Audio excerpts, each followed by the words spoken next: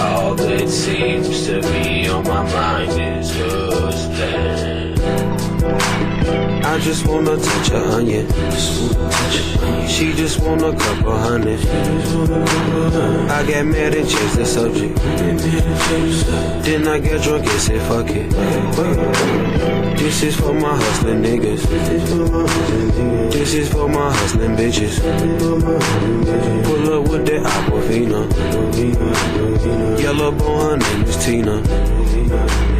Tina like the hit casinos. Tina could snort a whole kilo. Tina like to fight and argue. Bye bye Tina, bitch, you argue. Met a dark skin chick named Anna. Anna like that marijuana.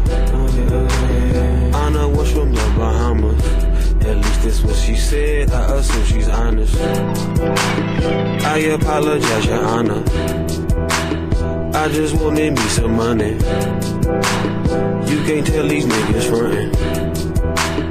You can't tell these niggas nothing. You can't tell these niggas nothing. You can't tell these niggas nothing. You can't tell these niggas nothing. You can't tell these niggas nothing. All that seems to be on my mind is hustling. All that seems to be on my mind is hustling. This is for my hustling niggas. This is for my hustling niggas. This is for my hustling bitches. What's good? What's good? What's good, everybody? What's good? We back. It's the next day. It's the next day. Mark Magsayo. Big win. Big win for Mark Magsayo. Had a great live last night, man. And we are officially back. It's time to talk about it. Okay, we already got one person in the chat. What's good? Hit that like button as y'all come through. Let's break this fight down, man. Lots being said. Whole lot being said about this fight, man. Accusations being thrown around. Who won? Who got cheated? Oh, man. It's a lot to be said, man. Appreciate y'all for stopping back through. All right, so, I watched the fight last night. It was a great fight. I had Leonard Thomas on. He pretty much stayed with me through the whole fight card. We chopped it up for the whole fight card. Had a good chat. And when it came down to the main event, it's a lot to be said, man. The arm injury, what's seeming to be an arm injury for Gary Russell. People are saying that it might have happened before the fight. Some people saying that it happened during the fight. Some people saying that this is the reason he didn't win the fight. And to be honest, man, I didn't. The fight kind of caught me off guard. I found out about the fight on Instagram from Freddie Roach's Instagram. I didn't even know they were fighting. I just saw his post and it said that Gary Russell was fighting Mark Magsayo injured, and that's when I knew the fight was happening. So I didn't even know they were training and everything for the fight. So. Was he injured before the fight? I can't answer that question. I didn't follow his camp, so I can't answer that question. But I do know that when he came into the fight, I watched the whole fight. He looked sharp for the first 3 or 4 rounds. I will say that he did definitely look sharp. Magsayo looked like he was trying to fill him out a little bit. He was throwing some really looping punches, but he was throwing his combo, straightforward Pacquiao combo. He started to land that, as the fight went on, around about the 3rd, 4th, 5th round, he started landing that. And you did notice that Gary Russell wasn't punching with his right arm much. Now, was that his game plan not to use the right arm? Maybe work off the left and then try to throw the right behind it? I don't know. I don't know the game plan. But I did see something from Freddie Roach where he was saying that he felt like that was their game plan, just to work off the left and throw the right behind it, and Russell just never found a place to sit down to throw the right hand. So It depends on how you look at it. Now, as I saw the fight play out, I did feel like Russell wasn't throwing the right hand much for some reason. Whatever reason he had, but he wasn't throwing the right hand much. And Magsayo, he finally realized that, and he started to take advantage of it, and he started landing his combinations. But taking nothing away from Russell, he was landing some good left hands, like straight down the pike. And it was in the beginning of the fight, I was kind of worried for Magsayo in the beginning of the fight because it seemed like Russell might knock him down, with one of those punches. But Magsayo was basically walking through him. You can see from the thumbnail in some of them pictures, he was hitting Magsayo with some good punches, but he was walking through him. It was really like watching an old version of Pacquiao. Pacquiao used to walk through punches, and you would be surprised that a guy that size could actually walk through a punch that heavy. But Magsayo was walking through a lot of those punches. But it was scary for the first few rounds. It was definitely watching him take those type of straight left hands it was like, man, I just wish he would he would work off his jab a little bit. That's what I kept saying. I wish he would work. What's good, Tony Lanzer? Injuries make your game slower. And Ryan Hollins, Ryan, I'm just calling you Ryan. I can't say your last name. Russell Jr. deserves a rematch. I will say that, Ryan. He do deserve a rematch. I will say that. From what I saw, it was a good fight. I'm not saying it wasn't a good fight.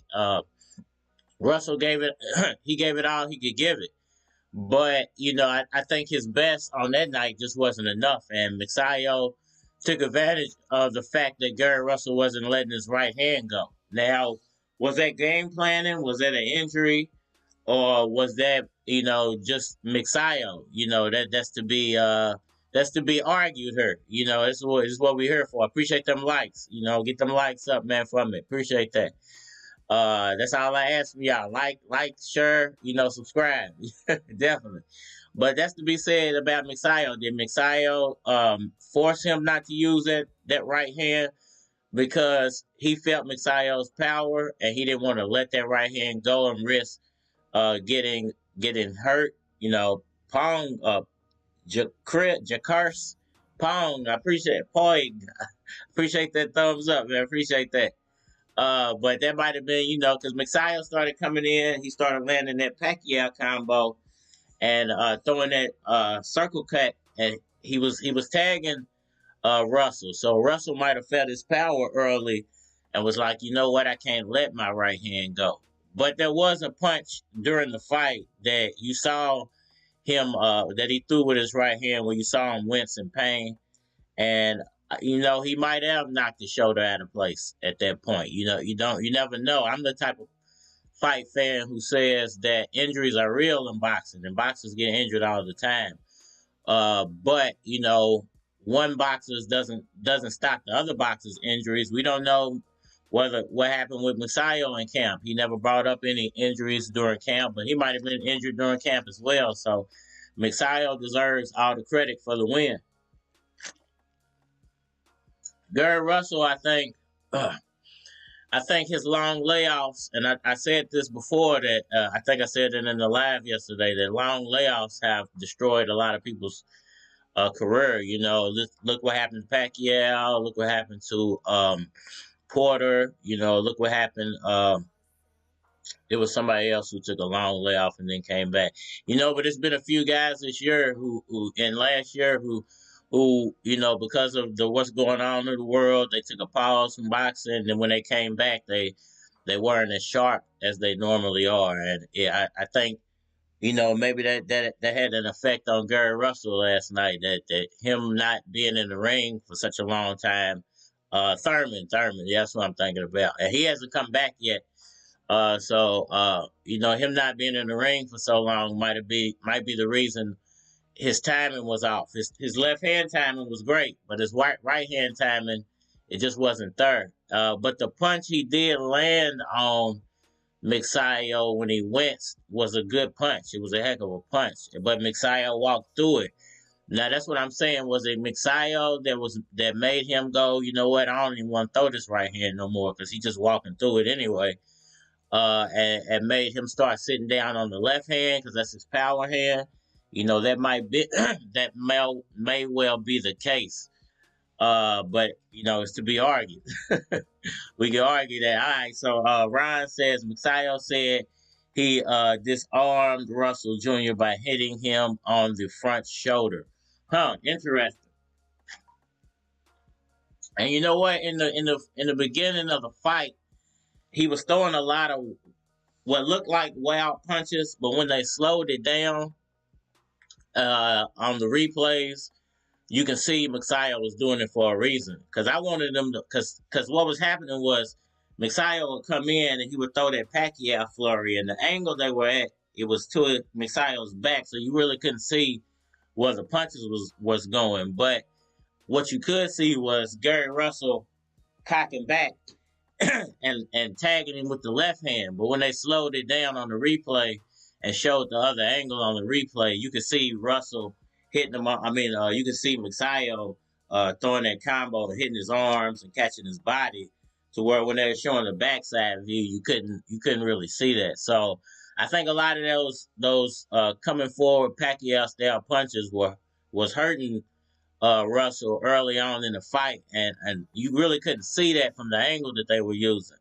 But when they did slow it down, you could see that. So I'm not sure if he was targeting the arm, but he was definitely targeting his body. And it obviously had an effect, because later in the fight, Magsayo was able to start to slow the fight down. It was a quick pace in the beginning, but the second half of the fight was at Magsayo's pace, and he really slowed the fight down. He threw that Pacquiao combo. Only thing I don't like about Magsayo, and I think Freddie Roach definitely will have him in the gym working on, is he needs a good jab to carry him through those rounds where he's not throwing combinations, because there were a few moments where Russell was just boom, straight down the pipe, boom, boom, and it was coming fast and furious, and it could have went it could have went bad for Magsayo if he wasn't so young and talented and just able to walk through those punches. But I definitely I hope that Freddie Roach, gets him in the gym, works on some type of jab, whether it's left hand jab, right hand jab, but just throw some type of jab in there to work your way in first, and then start throwing those combos. Because the times he did do that, he looked unstoppable. But the times he just kind of rush in with that combo, like I said, Russell would dip, dodge, and then boom, straight down the pike, and it was catching Magsayo a lot. But the problem for Russell was that he wasn't throwing anything else behind that. So, like the first the first 4 rounds, he was throwing consistently, but like from like 5, 6, 7, 8, ninth round, he wasn't throwing consistently. It would be he would dip dodge. Magsayo would throw a combo, and then he would throw a left hand, and it would catch him. Sometimes he would double up and catch him with the duck, and he was catching him when he was catching him. He wasn't like he was glimpsing him with the punch. It was solid to the face, and that's what I mean by Magsayo needs some type of juke and a jab to throw that off, because somebody bigger with a bigger body type and can throw that punch in the same way could definitely hurt Magsayo. But I think Russell just slowed down in those rounds. He wasn't throwing, like, if he was boom boom and then throwing that right hand uppercut or throwing the right hand over the top or right hook, it would have gotten ugly for Magsayo. But he wasn't doing that. He was just throwing basically. Magsayo was coming in, he would dip, come down the pipe, and then he would retreat, and then there wasn't nothing else coming behind it. So Magsayo was landing 3 or 4 punches to Russell's 1 punch from round 6 to like round 9. So I think that's what gave him the big lead. Ryan Lamb's in the building. Russell was running after shoulder was hurt. I don't know if his shoulder was actually hurt. I definitely saw him wince. But he did throw that punch a few more times after that. So it might have been that his shoulder was hurt and he could throw the punch, but he realized that Magsayo, because when he threw that punch and Magsayo walked through it, it could have deflated him a little bit. He might have felt like, well, it's pointless to keep throwing that punch because he's just walking through it. Or it could have been, like you said, it could have been that that he hurt himself on Magsayo's face just throwing the punch too hard. It could be argued. You could argue it either way. Me, I would say that if that punch hurt him that bad, he should have just took a knee and ended the fight, because you're doing more damage trying to continue than is necessary, and you could hurt yourself to where you can't fight anymore at that point. And we don't want to see that for Russell. So I won't say that it was hurt to the point that he couldn't keep going. He obviously could keep going because he kept going. If it was hurt to the point where he just couldn't move it, he should have taken a knee, man. Don't hurt yourself that bad. Ryan says, will it be difficult for Magsayo to improve his jab? It's going to be interesting in whether he can improve his jab or not. Does he need to improve his jab? Based off what y'all seen last night, I mean, do you think he needs to improve his jab? I do, because I think if he faces off with somebody his same body type or same size and they have a jab, they're gonna be catching him as he comes in. It's gonna be to where he's gonna be trying to come in with that. And Russell's a shorter fighter, so he was able to time Magsayo coming in, where a taller fighter who has long arms will just be able to stick that jab out there. He's gonna walk right into it. So Freddie Roach got it, because that's what Pacquiao used to do. And Pacquiao had that same bounce when he was younger. He did that same 1-2 when he would throw that flurry. And Freddie Roach had to fix that and get him to slow down. So he was still doing it, but he would that's when he brought the footwork in. So he would pivot around and then he would do it. So Magsayo's a little flat-footed right now. So if he can get a little bounce in his step and at least be able to pivot around, because his problem is that he's going straight forward doing that, and Russell was able to just pull back and then come straight in and land that punch, and he was landing it every time. So if Magsayo was able to bounce and then pivot around and then come in, then he could continue doing it the same way. But if he's not gonna add something to it, he at least has to throw a jab first. He had to jab, then come in. So that way, it's throwing the timing off a little bit. What's up, man? What's up, Ronald Dongan? Ranel Dongan. I can't see, man. Your names are so small on here. Ranel Dongan. What's good with you? What's good? But definitely, I feel like Russell. No slight. No shade to Russell, man. I'm not saying that he's not a good fighter. I just think Magsayo took advantage of in the way he was supposed to. And Russell just wasn't using that arm. Now, if you want to argue that the arm was injured, you can argue that. But and that's a slippery slope that you want to go there, because if you want to bring that up, you have to acknowledge that Manny Pacquiao was injured during that Mayweather fight, because we can't pick and choose with who gets injured when and when they can pull the injury out and use it as an excuse. But so if you're a fan of Mayweather and you don't believe the Pacquiao excuse, and you're a fan of Gary Russell Jr. and you believe the Gary Russell excuse, then you got to start questioning yourself as a fan, because what's good for the goose got to be good for everybody other duck. Just put it that way. So but I'm the type of guy who says injuries happen in boxing. Boxers get injured all the time.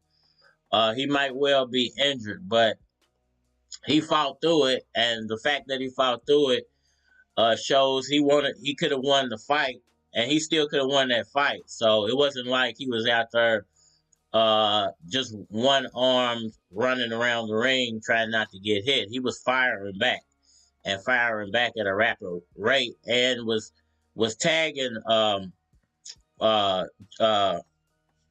Yeah, Magsayo. I don't know why I got a brain fart right there. But I wanted to call him Cabosa for some reason. But he was tagging Messiah with that, that step back and bob and bam, straight down the pipe. And that's a good counterattack for any shorter fighter because the taller fighter has to lean in. And in Messiah's case, he wasn't leaning in. Like I said, he needs a jab. He was just lunging forward with that Pacquiao flurry that he throws. And he can't do that against a smaller fighter because Gary Russell is the prime example. He's very quick, he's agile, and he has a quick left hand. So when he's coming in, his face is in the right, it's right there. Now all Russell has to do is slightly pull back and lunge forward, and he's gonna nail him every time.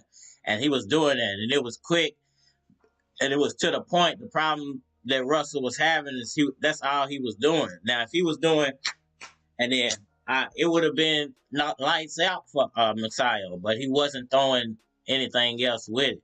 He could have even thrown a double and then, or uppercut it off of it, but he wasn't doing none of that. He was just throwing that double, and then he'd pivot out the way and make Magsayo chase him again. But Magsayo was still landing combinations at the same body combinations, doing that Pacquiao flurry. He's hitting them in the body. So you got to score that as a judge. You can't not score those punches. Snoof Peter, who the hell game plan to use one arm? The man was injured. I mean, if he was injured, like I said, if he was that injured, you have the option to take a knee, to not injure yourself worse. So why would you continue fighting? Because we all saw the punch that he threw where he went, and he pulled back, and then at the end of the round, the dude came in there and grabbed his arm. If you knew at that moment, like, my arm is not working, why would you get back in there as a fighter and risk, injuring yourself permanently for the rest of your career? Obviously, he was game to go. So, I mean, that's his personal choice. He took that choice. So you can't get mad at Magsayo for trying to win the fight. Was he supposed to go out there and not trying to win the fight, just get punched in the face for the rest of the fight? I mean, Gary Russell decided to take that. If that's the case, if he was injured at that point, he decided to continue to fight. So you can't blame Magsayo for winning. Magsayo did what he's supposed to do. You can't blame the other guy for going out there and winning. That's like you challenge me to a 3-point contest, and then on the way to the court, you trip over and fall and twist your ankle, but you still want to shoot. You still want to have the contest and I beat you, but you mad and you want to say I beat you because your ankle's twisted. It's not my fault that you wanted to continue the contest. I mean, he could have just forfeited at that point. Because to be honest, I mean, if you're gonna lose a fight with one arm, what's the difference than losing a fight with one arm and just forfeiting the fight? I mean, you're gonna lose the titles either way it goes. Either way, I mean, because if he injured himself at that point and he decided to forfeit, he was gonna lose the titles. And if he went back out there and fought the fight, and which he did, he was gonna lose the titles because he was one arm. So it was a lose-lose for him. But why injure yourself if you know you're gonna lose anyway? That's what I don't get. Why injure yourself worse if you already know you're gonna lose? So I mean, he made that decision. Ron says, I believe Gary Russell did have an injury. The right thing for Magsayo to do now is to give Russell a rematch. Yeah, I'm not doubting the rematch. He deserves a rematch. I won't argue a rematch. It was a good enough fight for a rematch. But that's what I'm saying. I mean, like, if he knew he was injured at that point, he should have just, bowed out of the fight. Why hurt yourself worse? Because now he has to go get his arm evaluated, and it might be messed up even worse now to the point where he might be out 8, 9, 10 months. So what does Magsayo do at that point? Does he sit around and wait and not defend his title because he wants to wait for Gary Russell Jr. to get better? That's what I mean by if he knew that he was injured, just bow out of the fight. Go get your shoulder fixed and you can come back quicker by just bowing out of the fight than you would going out there and taking 6, 7, 8, 9 more rounds worth of punishment. So it makes me think like, was his arm really injured? Or did Magsayo just scare him by walking through that right hand? Because he tagged Magsayo with that right hand, and Magsayo just kind of walked through it. He just kind of looked at him like, that's it? So you got, little man? Okay. Man, y'all be see, I'm just gonna call you B because I can't say your name, and I don't know what Voon Rent means. But I appreciate the comment, bro. Peter says, Snoof Peter. He believed with his skills he still had a chance. Was Magsayo able to stop his left? Gary didn't want to lose that belt. Even the judges had the fight close. I'm not saying it wasn't a close fight or he didn't deserve, but he didn't look disappointed with the decision because I think if he was injured, he realized, hey, I'm injured. I lost. So it wasn't like he jumped up and down and was like, doing the dramatic reaction. He was like, hey, it is what it is. I lost. And he seems like the type of guy who feels like he can come back and do it again. But the problem with him, if he did injure it in that I think it was the third round, is you took 9 more rounds of punishment for no reason. So when are you going to be able to come back now? When are the doctors going to allow you to get back in the ring? It might be 8, 9, a year from now. We don't know. So it's going to be interesting to see what type of damage he did to that arm. And that's the bad thing about that situation is if you knew you was injured, you were going to lose anyway. Of course, everybody want to go out on their shield or whatever, but he's a young guy, so why risk it? Why risk that? That's not smart. But these are fighters we talking about, so he's got a fighting spirit, so it just is what it is. But you can't blame Magsayo for going out there and getting the victory. And does Magsayo need work? He needs work.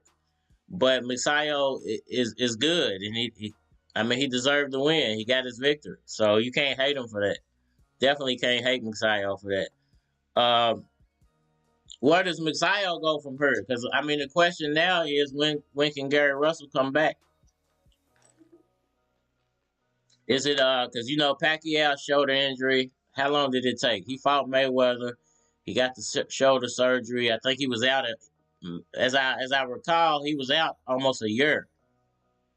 I don't think we saw Pacquiao again for about a year after that shoulder injury. And then he came back, and I believe he fought. I can't remember who he fought. I think it was Marquez or something after that. No, it wasn't Marquez. I can't remember who he fought after that. But he got a victory. I think it might have been like Brandon Rios or somebody after that. I think it was Brandon Rios. And then he fought. I can't remember who was after that. But then it was about a year after the shoulder injury that we saw Pacquiao again. So it could definitely be 8 months from now before you see Gary Russell again, based off how much damage he did to the shoulder. So keep that in mind when you're talking about a rematch, because Magsayo can't sit around and wait 8 months to defend his title, and the sanctioning bodies, because of his fame, are probably not going to allow him to sit around and wait. So, whether they match him up with a cupcake, in the meantime, so they can drag it out a little bit and get the Gary Russell rematch, they might do that, or if they take him and match him up with a really good fighter. Who's down there? Shakur Stevens, I think, is in his weight class. So, that would be a good fight. Him versus Shakur would be an amazing fight to see. And I think would sell very well. Ryan says, I would hate to be in Magsayo's shoes because everyone is expecting him to be Pacquiao and more. Yeah, definitely, he's walking in some big shoes. He just has to carve his own path because just like Donaire, Donaire, people try to compare Donaire to Pacquiao, and Donaire had to carve out his own path in life, and he has. Nobody mistakes Donaire with Pacquiao. Nobody claims that Donaire is a Manny Pacquiao. He does everything with his own style, and he's had longevity because he's did everything the way he's supposed to do it, and not the way Manny Pacquiao did it. So it's gonna take for him, and Freddie Roach, just to refine his game. Refine his game and get him sharper, and like Pacquiao, progress him every fight. Pacquiao progressed every fight. He didn't.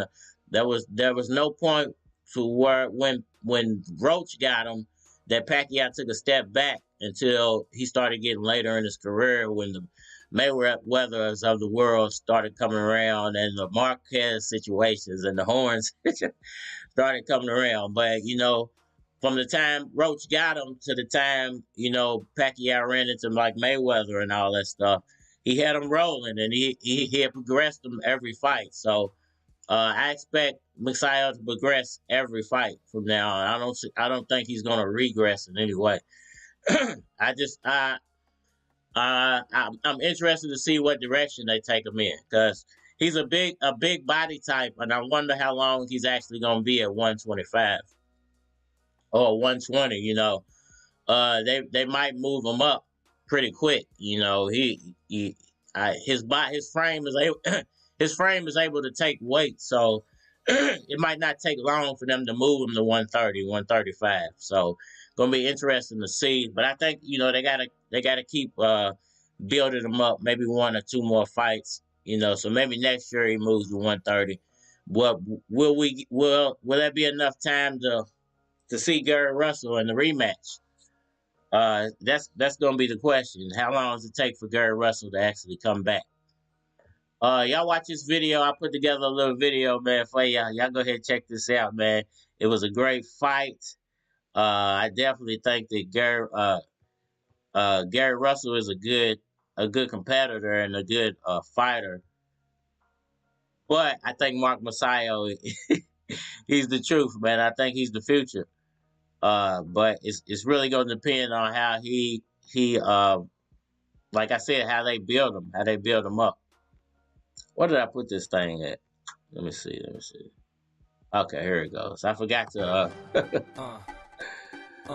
let me do something fix this real quick. And the challenger weighs in at 125 and 1/2 pounds. Mark Magnifico Magsayo. That's right, lady. That's what you get. Let him out here with killers. That's right, lady. That's what you get. Let him out here with killers. He can't even wiggle his toes. Take a shot. He can't even wiggle his toes. Take a shot. That's right, lady. That's what you get. Let him out here with killers. Line him up. Gary Russell Jr. Hold up, y'all. I gotta stop you for a second. It started playing. I didn't get to introduce the video. So, like I said, there's a lot of talk going on. There's a lot of talk going on around about how this fight, how they set Gary Russell up. They might have set him up. Magsayo, the arm injury, and what actually played out during the fight. So, this is just a video I made, man, trying to, clear everything up, man. There's a couple people out there hating on Magsayo, but Magsayo's the truth. Gary Russell gave a good fight, but Magsayo's the truth. So, y'all check this out real fast.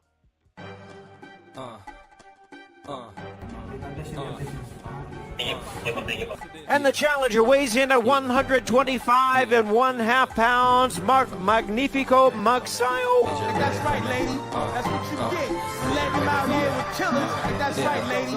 That's what you get. Let him out here with killers. He can't even wiggle his toes. Take a shot. He can't even wiggle his toes. Take a shot. That's right, lady. That's what you get. Let him out here with killers. Line him up. Gary Russell Jr. I thought that Gary Russell clearly won this fight. That's right, lady. That's what you get for letting him out here with killers. I thought that Gary Russell clearly won this fight. He can't even wiggle his toes. Take a shot. Gary Russell, he suffered a arm injury. Gary Russell, he suffered a arm injury. That's right, lady. That's what you get for letting him out here with killers. It was a clear case where, it seems like everybody wanted Mark Magsayo to win the fight.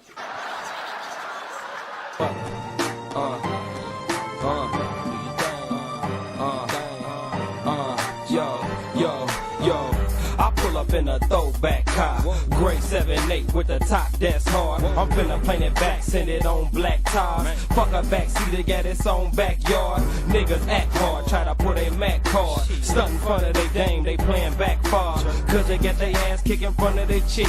And the niggas that they was with dip, ain't that a bitch? Young keys flow under the weather. Come through, something real big under the leather. Little mama, get your mind out the gutter. I'm talking about that time, motherfucker. I grind like a hustler. CDs, taste the weed, whatever the case may be. I chase that cheese and never ever face defeat. Now watch how I lace that beat. Here we go.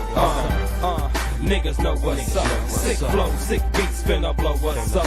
Thick hoes, thick freaks, finna blow what's up. Hit drone, hit sweets, niggas know what's up. Can't hold me down. Niggas know what's up. Niggas know what's up. Niggas know what's up. I pull up with a throwback dime. She say she's 25, she at least 29. But man, them hips on her, lips on her, finna let it rip on her, flip on her, then dip on her. This is for them classy chicks, them undercover nasty chicks, them trashy chicks. Ain't scared to flash me quick. Oh, to take a title from a guy with a right hand deficiency. That's right, lady. That's what you get for letting him out here with killers. His technical prowess, his ring generalship, and his defense. He can't even wiggle his toes. Take a shot. Was going to be the reason why he was victorious. And I was 1,000% correct. He can't even wiggle his toes. Take a shot. And the judges just missed a good fight.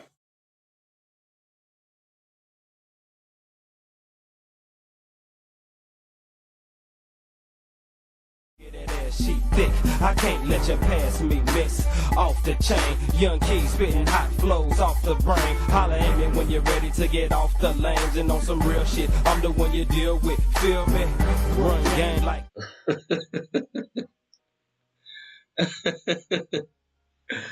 Alright, y'all. So, a lot to be said. What y'all saying in the comments?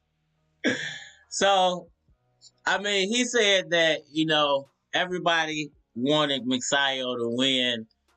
And, they basically, they knew that he was injured before the fight and everybody wanted Magsayo.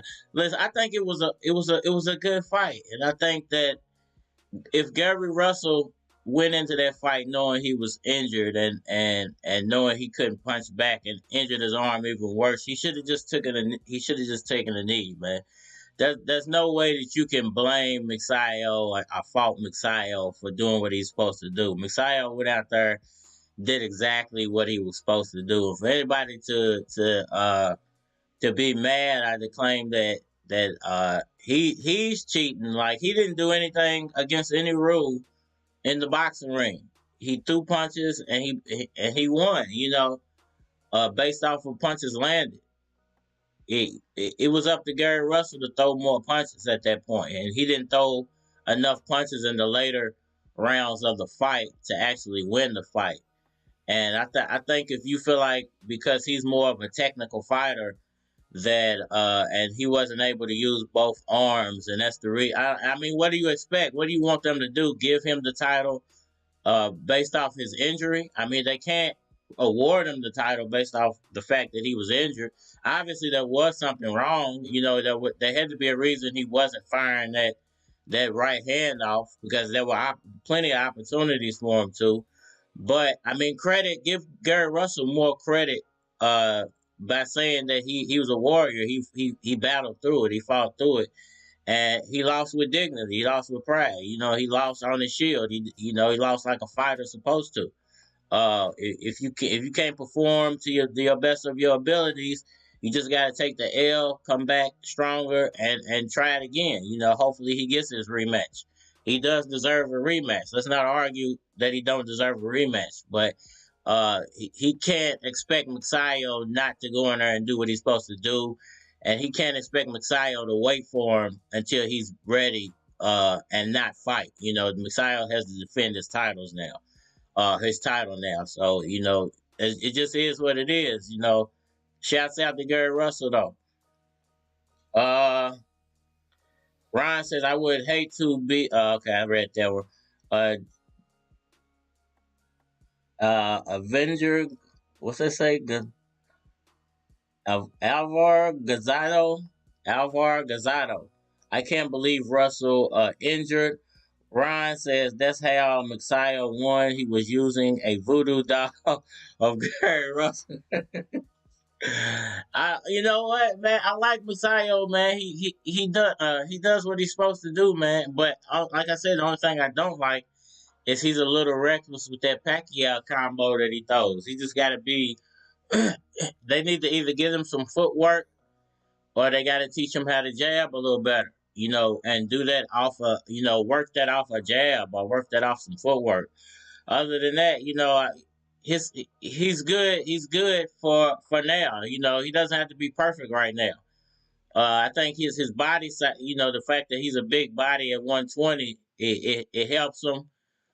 He can punch hard. That helps him, and he seems like a kid that's willing to learn. So, you know, he's got nothing but upside, and he's with the right guy. You know, Pacquiao put him around the right guy. He put him around Roach, and Roach seems to have taken a liking to him. So, you know, nothing but room for improvement for Magsayo, man. Let's not hate Magsayo. Can't be hate Magsayo day. Ron says, and the dolls was tied up. Kayla dance class. No more excuses. No more money. No rematch. Wow. No excuses. No money. No rematch. I mean, at this point, it's looking like it's not going to be a rematch. Not right now. They might do it in the future, but if, like I said, shoulder injuries take time to heal, and you know that's especially in boxing where you need your shoulder to throw punches. So, based off Pacquiao's injury, you know, it took him almost a year to heal that injury up. So, and he had one of the best shoulder doctors out there. I believe he had Kobe Bryant's shoulder doctor. So, you know, it's going to be interesting how, you know, what happens with Gary Russell for the next 8 months. How bad is his injury, you know?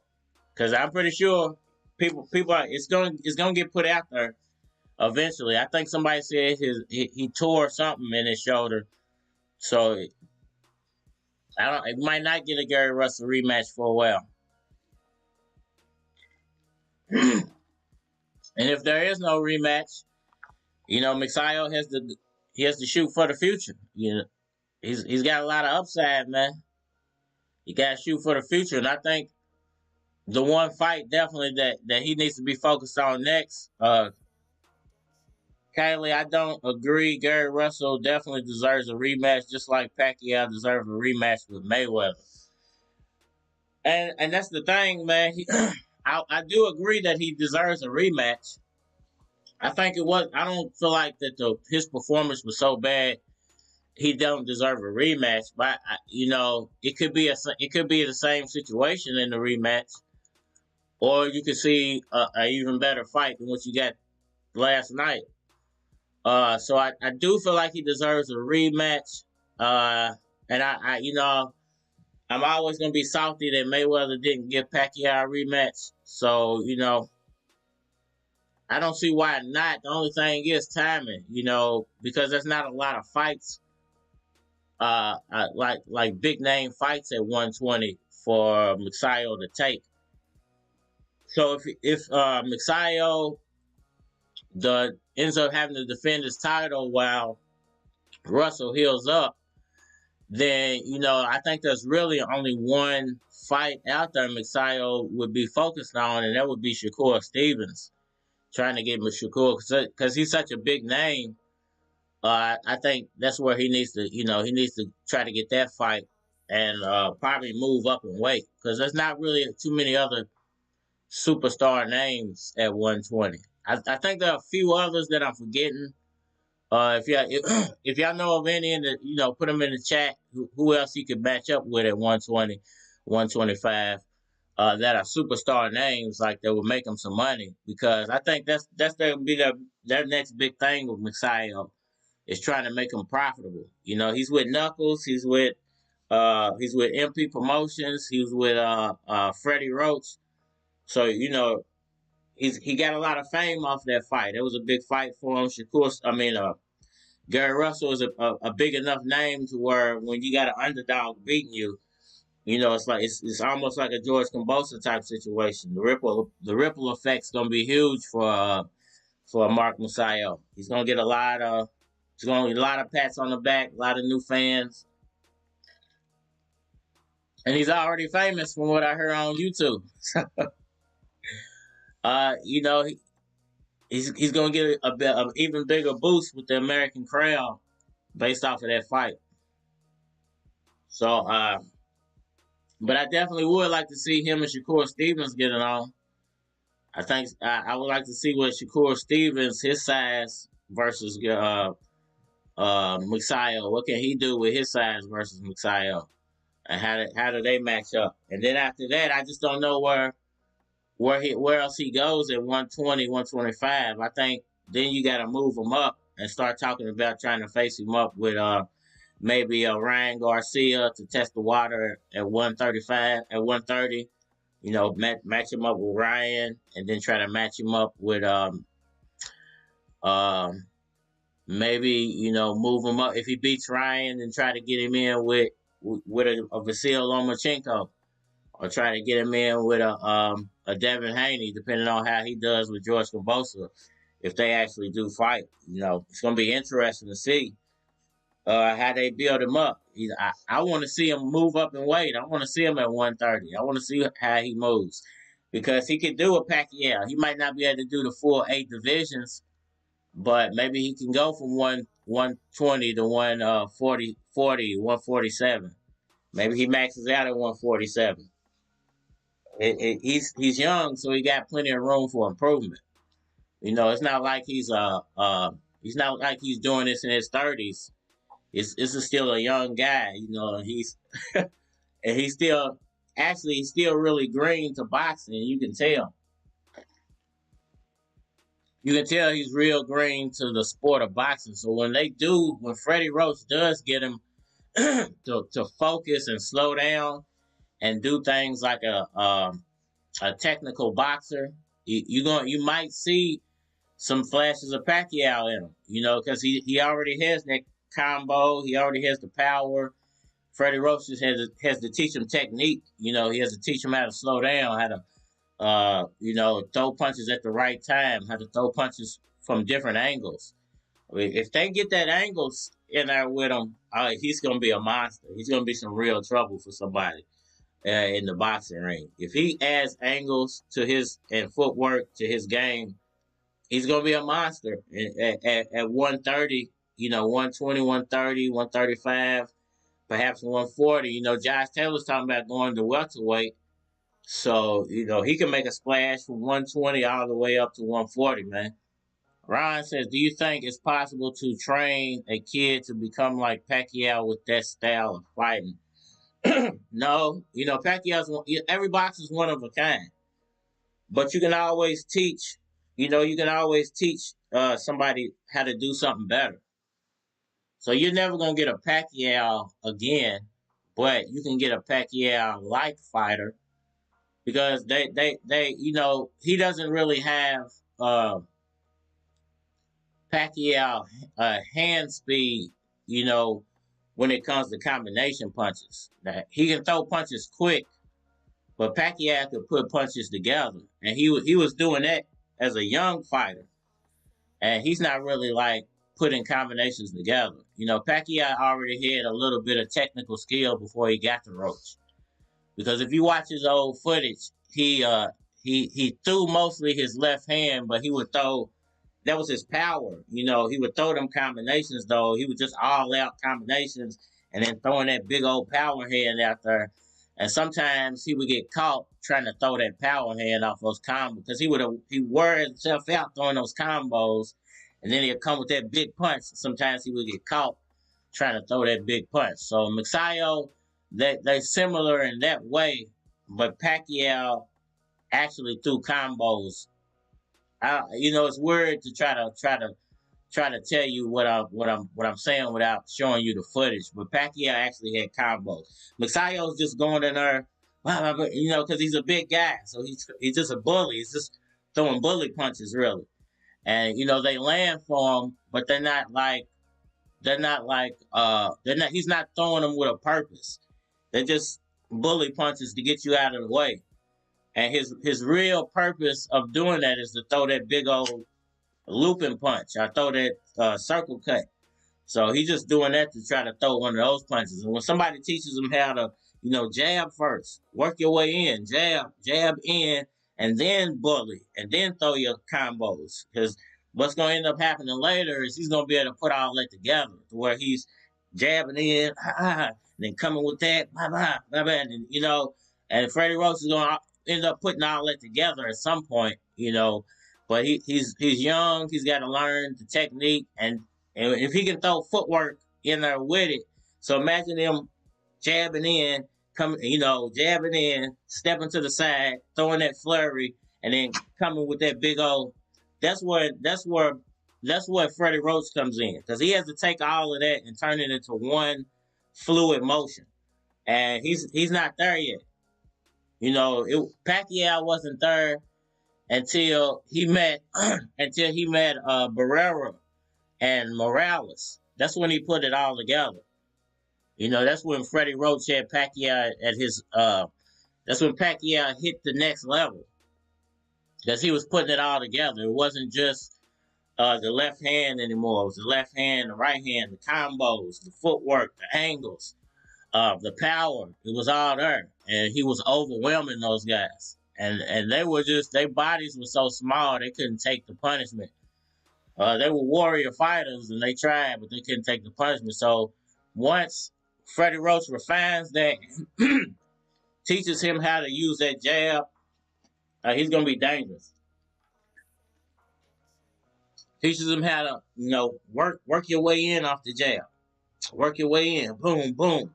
Step to the side, throw that flurry, and then come behind it with that. And then once you got him stunned, throw that circle cut. And I mean, if he can get him to, get him with the foot, it's going to be spectacular to see once he got it all put together. He's doing it all separately. It's not all a fluid motion yet. Ron says punch with a purpose. You mean definitely punch with a purpose. Right now, he's if you watch the footage, he just boom boom. He's just coming in, and he's coming in with his head down the same way Pacquiao used to do, and Russell was taking advantage of that. That's why how he kept throwing that left hand down the pike and was catching him, because he's just coming in, and he was blah blah. But give credit to Magsayo's chin to be able to take that type of punishment, But if they can teach him how to, like I said, once again, work off the jab and step to the side and then throw that flurry to the body, then work that hook in there and then work that circle cut in there and step out after you threw your combo. He's really going to be something to behold, because he has power at 120, which means and he's young, so he has plenty of room for improvement. His power is going to carry up to at least 135, 140. So 10 pounds is not going to be a big jump for him and his body type. So that power is going to be scary for those guys at 130 once he does get there. The Gervonta Davises of the world, they got to, they're going to have to start making a splash at 130, 135 and moving up to 140 before he gets there. Because he's definitely going to be a monster. He's going to be a monster at 130 once he's refined, and those guys should be really on notice. What do y'all think, though? Do y'all think his victory, do y'all feel like his victory was a fluke? Do y'all feel like Gary Russell deserved more of a nod because he was the champion? You know, the judges shouldn't have really done him like that because he was the champion. Because, you know, most of the time, you know, the challenger doesn't get the nod in a fight like that. It's usually the champion who would get the nod in a close fight. But like I said, those judges was good because that one fight that was the earlier fight where the referee didn't score the knockdown, the judges actually, you know, they made it even. They made the fight right by scoring it for the other guy because he actually did score the knockdown off a punch, and the referee missed it because he was standing behind the fighter who got punched and went down. So, you know, maybe the judges saw something that we didn't see. You know, like I said earlier, there were punches that Magsayo was throwing when he was throwing that combination, because all you were really seeing, from my view, was his back going at Russell, throwing that combo, and his head bouncing back. So I'm thinking, oh man, he's just running in there and getting tagged. So he was getting punched.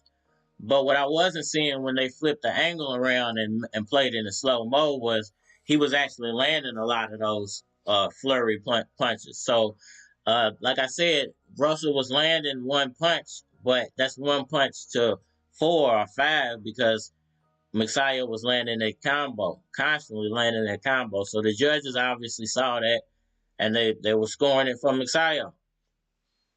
Can't hate him. I mean, like I said, once again, for winning the fight, for doing enough to win the fight. And the judges, they scored it the way they scored it.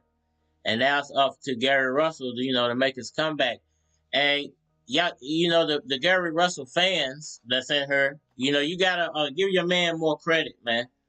Give Russell more credit for warrioring up. You gotta slow it down.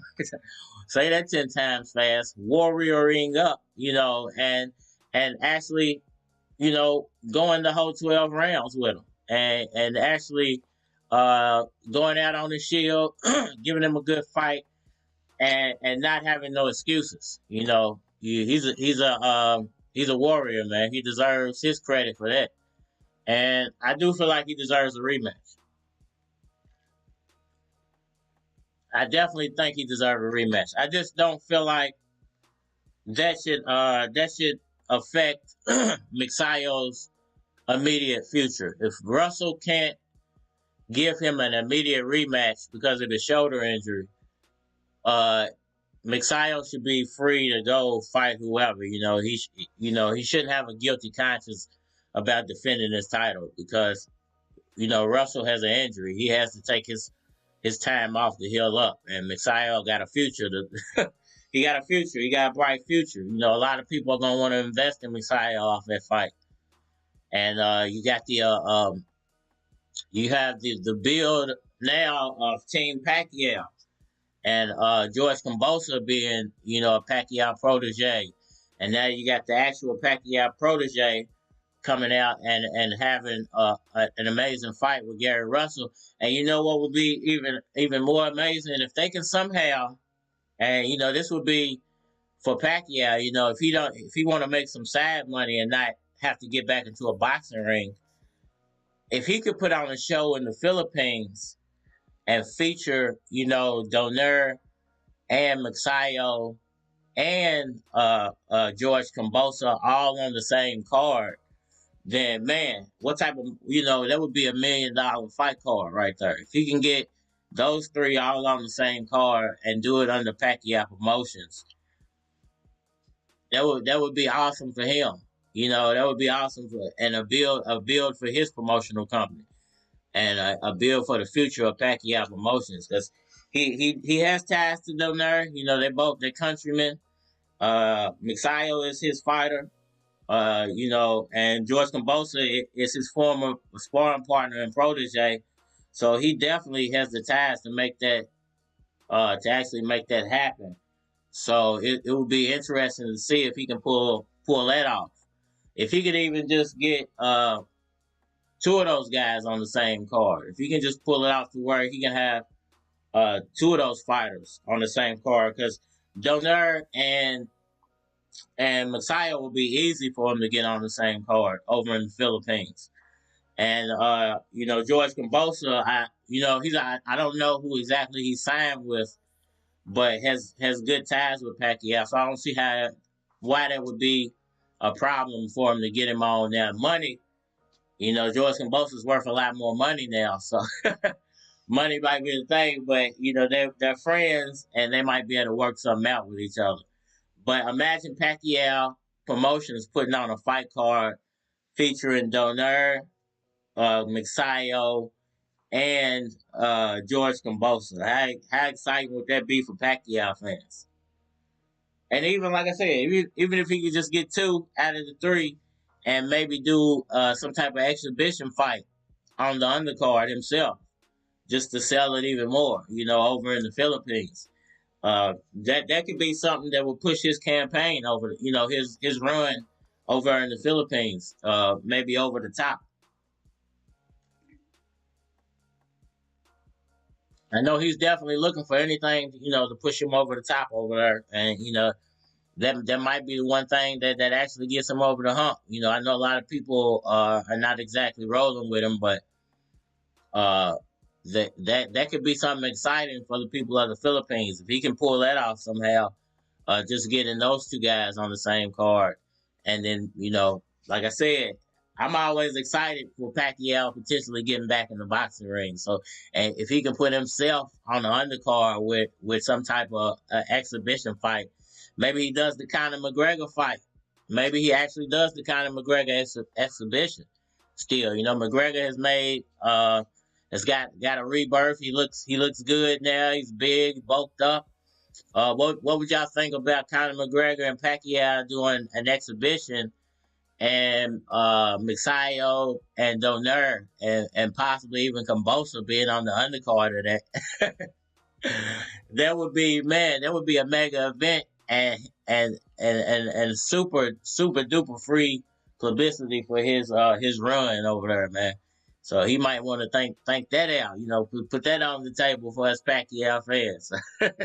I'm always excited. I would love to see, because I think he can still come back and make a run.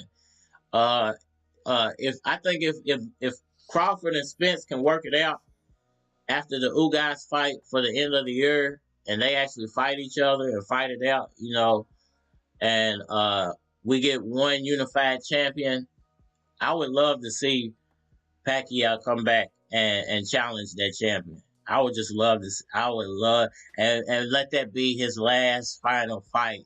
And that could be the end of it, win or lose, and then I would never bring up Pacquiao in the boxing ring again. The Conor McGregor thing would be great, and it would be, a lot of publicity, and it would be huge, a huge event. But if he could do it and put that card on, have himself as the main event, be fighting for the unified championship of the world, and and have Magsayo and Donaire on the undercard and do it in the Philippines, what a treat that would be, and what a boost that would be for his campaign. Even if he couldn't do it in the Philippines, if he could pull it off under Pacquiao Promotions and do it in the U.S., I think that still would be huge, especially for his promotional company.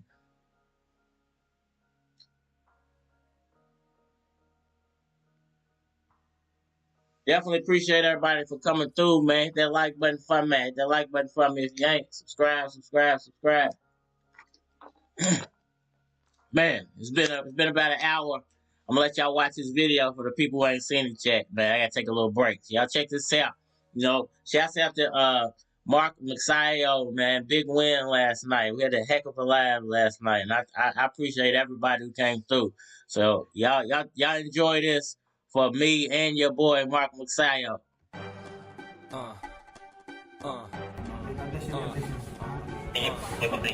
And the challenger weighs in at 125 1/2 pounds, Mark Magnifico Magsayo. That's right, lady. That's what you get. Letting him out here with killers. That's right, lady. That's what you get. Letting him out here with killers. He can't even wiggle his toes. Take a shot. He can't even wiggle his toes. Take a shot. That's right, lady. That's what you This get. ass gonna Let go him right out here. here with killers. Yeah. Line 'em up. Gary Russell Jr. I thought that Gary Russell clearly won this fight. That's right, lady. That's what you get for letting him out here with killers. I thought that Gary Russell clearly won this fight. He can't even wiggle his toes. Take a shot. Gary Russell, he suffered a arm injury. Gary Russell, he suffered a arm injury. That's right, lady. That's what you get for letting him out here with killers. It was a clear case where, it seems like everybody wanted Mark Magsayo to win the fight.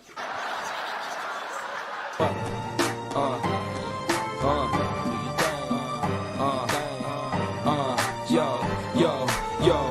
I pull up in a throwback car, gray 7-8 with the top that's hard. I'm finna plane it back, send it on black tires. Fuck a backseat, got its own backyard. Niggas act hard, try to put a Mac card. Stunt in front of they dame, they playing back far. Cause they get their ass kicked in front of their chick. And the niggas that they was with dip. Ain't that a bitch? Young keys flow under the weather. Come through something real big under the leather. Little mama, get your mind out the gutter. I'm talking about that damn motherfucker. I grind like a hustler, CDs, takes the weed, whatever the case may be. I chase that cheese and never ever face defeat. Now watch how I lace that beat. Here we go. Niggas know what's up. Sick flow, sick beats, finna blow us up. Thick hoes, thick freaks, finna blow us up. Hit drum, hit sweets, niggas know what's up. Can't hold me down. Niggas know what's up. Niggas know what's up. Yeah. Niggas know what's up. I pull up with a throwback dime. She said she's 25, she at least 29. But man, them hips on her, lips on her, finna let it rip on her, flip on her, then dip on her. This is for them classy chicks, them undercover nasty chicks, them trashy chicks, ain't scared to flash me quick. Oh, To take a title from a guy with a right hand deficiency, That's right, lady. That's what you get for letting him out here with killers. his technical prowess, his ring generalship, and his defense, He can't even wiggle his toes. Take a shot. was going to be the reason why he was victorious. And I was 1,000% correct. He can't even wiggle his toes. Take a shot. The judges just missed a good fight.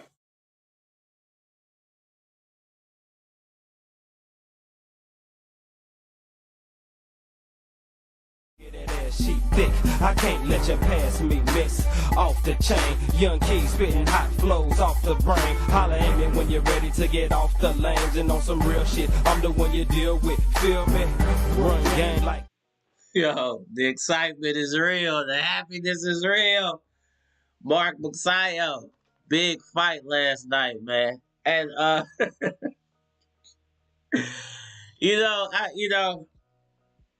I like other boxing commentators, man. There's a lot of YouTube boxing commentators out there, and they do good work, man.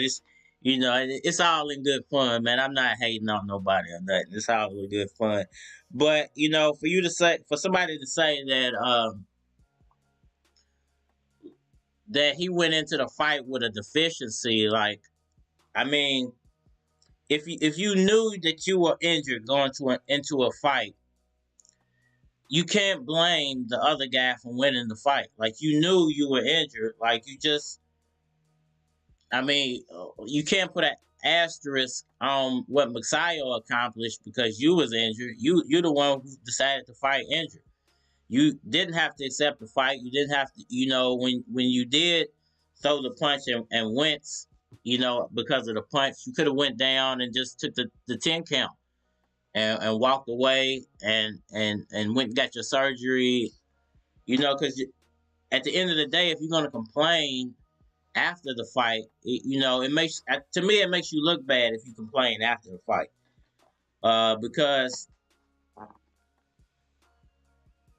I like Gary Russell Jr. because he didn't complain. It's not even him complaining. I feel like it's more of his fans feeling shaded or feeling because I don't want to go where it has to go to explain it, but so it's almost like racial. It's almost like a lot of times black fight fans they want so bad for their fighter to win that they'll hate on the other guy, especially if he's foreign, And I give everybody who's talented credit. I like Gary Russell. I like Mark Magsayo, and Mark Magsayo accomplished something in the ring. And Gary Russell, he didn't win, man. He took an L, and he just got to accept that and be a man and try to come back. And hopefully, it's within enough time to where Mark Magsayo can give him a rematch. But if it's not, you can't expect Magsayo to sit around and wait for you because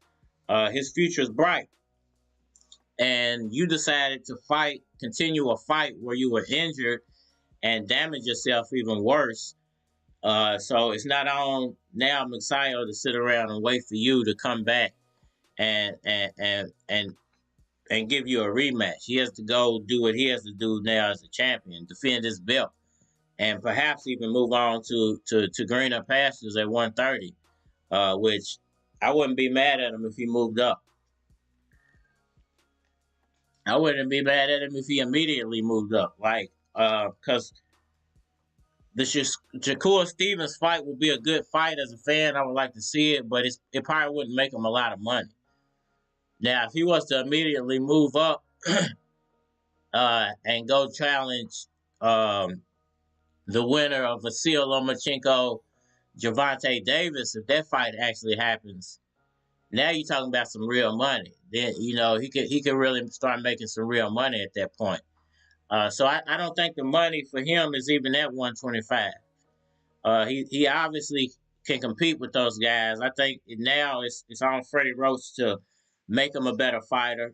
Give him some more skill set, and on his team to say, weigh the option of waiting around at 120 for perhaps a year for Gary Russell, or should we just immediately go to 130 and challenge?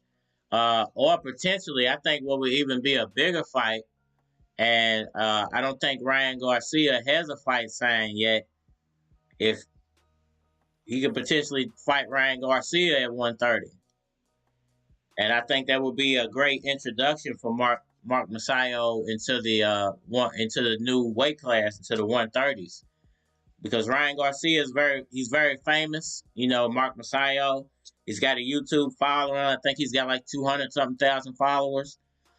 So he's extremely famous, but he could stand. He could gain off that type of a viewership that Ryan Garcia is going to bring to the table, which is strange to me that nobody has tried to fight Ryan Garcia and beat him and get that fame that he comes with. This man got 1 point something, or I can't even remember. I know it's over 1 million followers on Instagram.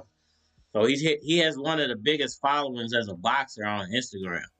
So I'm surprised there are not more, people at 130 trying to take advantage of that, because I don't think he's as talented as Gervonta Davis or Kambosa or Teofimo. I think his speed is his best asset, but can he take power punches from those type of fighters? Is the real question mark. His nickname will be Mark Magsayo. I like what they was calling him last night in the live. Everybody was calling him Mags. Bow, bow, bow, bow, bow, bow, bow. He was letting it off all night. They was letting him off all night. Mags. Everybody was calling him Mags last night. It was comedy. But I think that would be a perfect fight for him. What do you think about that, Ryan? What do you think about Magsayo and moving up to 130 and taking on Ryan Garcia? Because it's been hard for Garcia to get a fight, and I think Magsayo is the perfect opportunity. His fame is growing quickly. He was already famous, because of his YouTube following. He got a huge Filipino following. Those guys that, the Filipino people back their fighter. They don't not back their fighter. They back their fighter. And that's, it's different in America because we got there's so many fighters to choose from. You got a lot You got a big pot to choose from here in America. So it's not like everybody hangs their head on one fighter. And then when you see what's going on overseas, you might pick one of the overseas fighters as well, you know. But the last 15 years of boxing, I probably like overseas fighters more than the American fighters. You know, the Pacquiaos of the world, the Barreras, the Moraleses. And then I'm a Hopkins fan, so I liked Hopkins. You know, Tyson. Uh, uh, I didn't like Lewis for a long time. And you know what? And that's the weird thing, and the thing I can say about myself as a boxing fan is that, and I see it in a lot of other boxing fans, is that, like I said earlier, that they let their skin color become it take effect, you know, of their fan, you know, their fanhood, you know, it becomes all about skin color. Because I didn't, and it becomes about where you live at too, and it becomes about, you know, the country you in. Because I didn't like Lennox Lewis for a long time because he was from the UK, and I don't know why. I was like hating on Lennox, Roy Jones too. I was hating on Lennox for a long time because he was from the UK, and it really wasn't until he mollywopped Tyson, and until he beat the crap out of Tyson, then I realized, like, okay, them dudes over, they really about something, man. You can't just judge a fighter and think they're the best just because they're from America, or just because they're black or they're British or whatever, wherever they're from. You know, it's talent all over the world, and you know you got to accept talent for what it is. You know, don't nothing outdo talent and skill and hunger and to want it. You know, so it was a lot of fighters that. It's probably been more fighters overseas that I've liked probably than the Americans. I don't know. It might be equal because Pacquiao, Barrera, Morales. I like Cotto. Let me see. Ruslan Provodnikov. I like Provodnikov. I thought Provodnikov was gonna have a better career than he did. I really thought his career was gonna take out, but he took so much punishment that he just couldn't. He took too much punishment as a fighter. But Ruslan Provodnikov was a tough. I like Ruslan. I like Uzeki. Uzeki's good. I like Anthony Joshua. I really got a lot of respect for Joshua. What's his name? There's a lot of other fighters. What's his name? Prince Nassim. I like Prince Nassim. Who else? I can go on forever, but it's a bunch of them. But it's been a lot of overseas fighters that didn't get the respect that they deserved in America. Yeah, Provodnikov took a lot of punishment, man. Provodnikov, after that Bradley fight, he kind of fell off because he took a lot of punishment in that second Bradley fight. And I knew you was gonna bring up Fury. Listen, that's the only overseas fighter. I like Fury's. I don't want to seem like a hater. So just put it this way. I think Fury, if he meets the right fighter, he's going to get exposed. And I'm going to put it like that because I don't want to seem like a Fury hater to anybody who's a Fury fan. Because I like the gypsy thing, his gimmick, his gypsy gimmick, you know, the Gypsy King.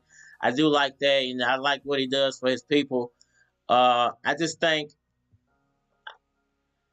the heavyweight division, I hate talking about the heavyweight division because I think a lot of those guys are overrated. And there's not a lot of good technical heavyweights. And there's not a lot of good old school style of heavyweights. It's a new brand of heavyweights to where the biggest guy is like the best guy now. And it's not really based off of skill. I'm not trying to take nothing away from Tyson Fury. But me personally, you know, heavyweight boxing is Muhammad Ali. You know, Mike Tyson. You know, Joe Frazier, Lennox Lewis, Evander Holyfield. You know, I like those prototypical heavyweights. And the heavyweights of today, they're nowhere near They're nowhere near the last generation of heavyweights, and I just don't. I don't got a lot of love for the heavyweight division. I like Anthony Joshua, but Joshua's let me down a few times. I think Tyson Fury, you know, you got to give him credit for like I said about Mark Magsayo. He goes into fights, he wins fights, he sticks to what he knows, and he wins fights off of his style. So you can't hate him for winning fights. I just think when he does meet the right heavyweight, he's gonna get exposed a little bit. I think Uzeki is the prototype for the fighter that should beat Tyson Fury, because what Tyson Fury lacks is speed, and the first fighter that can use speed and combinations to move around his power, they're gonna give Fury a lot of trouble. What do you think of the upcoming fight with Kell Brook and Kine? Kell Brook and Kine. All right, we can give a few minutes to Kell Brook and Kine. Listen, it should have happened like 70 years ago. Two good fighters. You know, I think Kine is definitely past his prime. I think Brook is just over the hill, past his prime. I'm more of a Brook fan than I am a Kine fan. I definitely want Brook to win that fight. But I just think both guys are over. I hope Brook don't get hurt, man. Because off that Terrence Crawford fight and the way he went down, I was hoping he was gonna just retire after that. But you know, the Kine fight is worth so much money. He has to take that before he retires. So I wish him nothing but the best of luck. You know, I think he if you base it just off skill, you got to favor Kell Brook in that fight. And I think he still has just enough to land a power punch on Kine and maybe knock him out. I just don't want to see neither one of those guys get get permanently hurt. But I've liked Kell Brook. I was disappointed because I was hoping, you know, when he fought Crawford that he would show back up. But you know, Crawford exposed that, you know, maybe he's just over the hill, you know. But taking nothing away from Kell Brook, I like Kell Brook. He's a good fighter, man. I'm Kine too, but I just think both of those guys are about 5 years past their prime. Everybody can't carry into old age the way Pacquiao did, the way Donaire has. Everybody don't carry themselves the same. Everybody's habits aren't the same. So I don't expect every fighter to age the same. But I definitely think Kell Brook,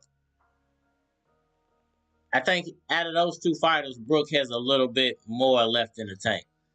I saw his training footage the other day. He looked good. But he looked good before the Crawford fight. And I was like, man. And before the Spence fight. And I was like, man. Yeah, man. Brook. But I think that's a brawl for it all. You know, finally they decided to get it on. They're gonna get a nice paycheck out of it, and you know, at least they did it.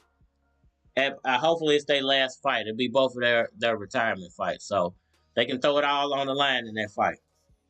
We might get a surprise knockout though. I think Brook might surprise somebody in that one. Man, it's been an hour and a half, man. It's been an hour and a half. Y'all got anything else y'all want to talk about? Definitely, once again, man, shouts out to Mark Magsayo, man. Mark Magsayo, man, big fight. Big fight. And I definitely, I really want to see Magsayo move up in weight, man. I don't want to see him hang around 125 for two. I think 130 is where he belongs at. 130. Start off slow. Start off with a Ryan Garcia fight. Get you a good paycheck, and then go after the big dogs. Then go after the Davises, the Lomachenkos, the Gambosas, you know, and the Haneys of the world. Or you know, if he's big, bold, and bad, he might just, you know, walk into 130 with his chest out and try to get himself a big fight. You know, Teofimo Lopez is definitely going to be looking for a nice payday here in about 4 or 5 months. And Teofimo Lopez versus Mark Magsayo will be a heck of a fight. He needs a comeback fight. I think George Kambosa, by the time Teofimo's ready to come back and fight again, which will probably be in the next 2 months, 3 months, Kambosa would have been, I'm hoping Kambosa and Devin Haney would have happened by then. So, Mark Magsayo would be available, So that would be a great comeback fight for Teofimo Lopez. So out of those two guys, I think the bigger payday would actually probably be Ryan because of Ryan's fan base. But I think the better fight would be Teofimo. And I think Teofimo needs it. And I think if you want to show and prove fight at 130, I think Magsayo, it would benefit Magsayo to fight Teofimo as a show and prove fight. Like I can roll with these guys up here because Teofimo's a big 130, 135. And if he can take down a Teofimo Lopez, he can definitely roll with anybody at 130, 135. Ryan Garcia would be a nice get your feet wet fight for 130. But I'm not sure if he even needs that. I think Ryan Garcia would need that fight more than Magsayo would. What y'all think about that, though? What y'all think about Magsayo and Teofimo possibly for the summertime of 2022? This is all if they decide to move Magsayo up in weight because I think he belongs at 130. Because I think both of those guys were struggling to make 120, 125. Well, why not go ahead and move him up in weight, man? Why you got the opportunity? He's hot. Move him up while he's hot. Gotta roll with it while he's hot, man. Roll with it while he's hot. Who all we got in here right now, man? We got like 7, 8 people in here live, man. Hit that like button for me if you haven't hit the like button for me. Drop me a comment. Let me know who I'm talking to. Who we got up in here? We had a heck of a live. If you didn't see last night's live, go back and check that out. Today I'm just reviewing the fight. Big Blue Pony. Magsayo is a big and tall for a welterweight. Exactly, man. He's not a prototypical, featherweight. He's not a prototypical featherweight. He's definitely a big. He would even be probably big at 130, 135. So he has plenty of upside. He can immediately move up and make noise at 130. If I remember correctly, I don't think Pacquiao campaigned at 120 for that long. I think he won the belts at 119 or 120, and he immediately moved up, I think, to 130. I think he only had like 1 or 2 fights at 120. I might be wrong about that, but if somebody else knows, please correct me in the chat. But if I'm not wrong, Manny Pacquiao he didn't stay at 120 pounds, 125 pounds for that long. I think he won titles there. He won titles there quickly and then moved up to 130. What are you saying in chat? I'd like to see Magsayo fight the best, as he's said he wants to be undisputed. The problem with him staying at 120 is Gary Russell's going to keep pushing him for the rematch. And, so he would have to stay. I mean, he could hold his belt. He could go to 130, test the water with a Ryan, somebody like that, and then go back down to 120 to defend his belt. But he's got the right body type to just go ahead and make the move and go directly into 130 and try to win belts there. Because the problem for him is how long can he maintain weight there and do it without it hurting him? Because if he's naturally 130, 135, 140, he would only have to lose like 5 pounds to make 130, 135, to where he's losing 15 pounds and then rehydrating to make 120, 125. So I think it would benefit him to go to 130. Maybe take one more fight at 120. But that's a lot of fights he can make right now if he immediately moves to 130. Because like I said, Ryan Garcia's been hunting a fight for a long time. Teofimo Lopez is a big name, and he definitely needs a big fight to make a comeback on. And he's not going to be able to go straight back into a George Kambosos rematch. Kambosos is about to fight Haney. Gervonta Davis is about to fight Lomachenko. So the only two fight, they could fight each other. Teofimo might fight Ryan as a fill up fight until the other fighters are available. But I think it would be an even bigger opportunity for Teofimo or Ryan if they was to go after Magsayo while he's hot.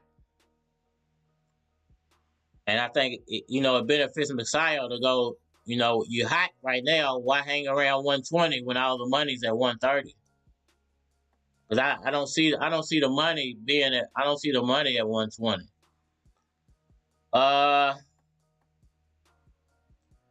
Ryan said he makes 126 easy. Ryan says you're correct. Pacquiao respectfully left the division that Donaire was in, so Pacquiao would have probably had more weight division championships if he did. Okay, I knew there was a reason why, because he only won like one. I think he had 1 or 2 fights there, and he won belts immediately, and then he immediately moved to 130. And I can't remember who his first fight was at 130 off the top of my head, but it was a quick jump. He didn't like campaign there for a long time. It was definitely a quick jump. And I didn't know, because I now that I think about it, Donaire was around back then. Like, he just wasn't a big name, I guess. He wasn't such. I didn't pick up on Donaire until later, because I just don't remember him being. I don't ever remember seeing any of his fights from back then when Pacquiao was at 120. But Donaire's like 39, 38 years old himself, so he had to have been around back then.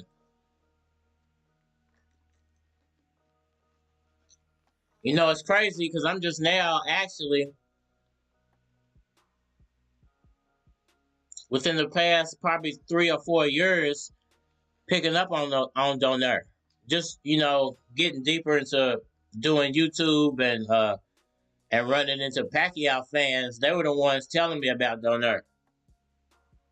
Like, why don't you do no videos on Donaire? I'm like, who's Donaire? And then I end up catching that one fight about 3 years ago, and that actually went viral for me.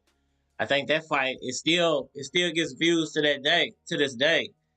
That video might have like 80, 100,000 views on it, and it was a Nonito Donaire video. So interesting. I think the Filipino people, they're real supportive, man. And when they guys do good, they support their guys, and they support anybody who supports their fighters. But it's I just don't want to see him waste his time at 120 when there's so much money he can make at 130. He definitely needs a little work with his jab and his footwork, but that's it's not these are not huge things that he needs to fix in his fight game. Projects TV, all breeded boxers always complain about their loss. Laugh my butt off. All bearded box. The text is so small on here I can barely see it. All bearded boxers always complain about their loss. That's funny. You know what? I haven't seen no videos yet of Gary Russell actually, you know, saying he won the fight. Maybe they're probably out there, and I just haven't seen him yet. But it's mostly fans and commentators I'm seeing so far. You know, pushing his narrative for him. He don't seem like that much of a hater type of guy. You know, he might be, maybe he is behind the scenes, but I personally haven't seen any of him actually coming out to where he's personally saying, what the heck? Let me block this dude real fast.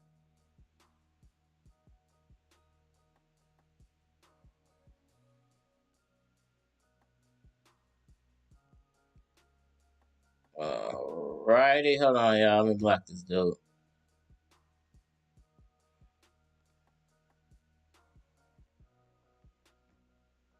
There we go.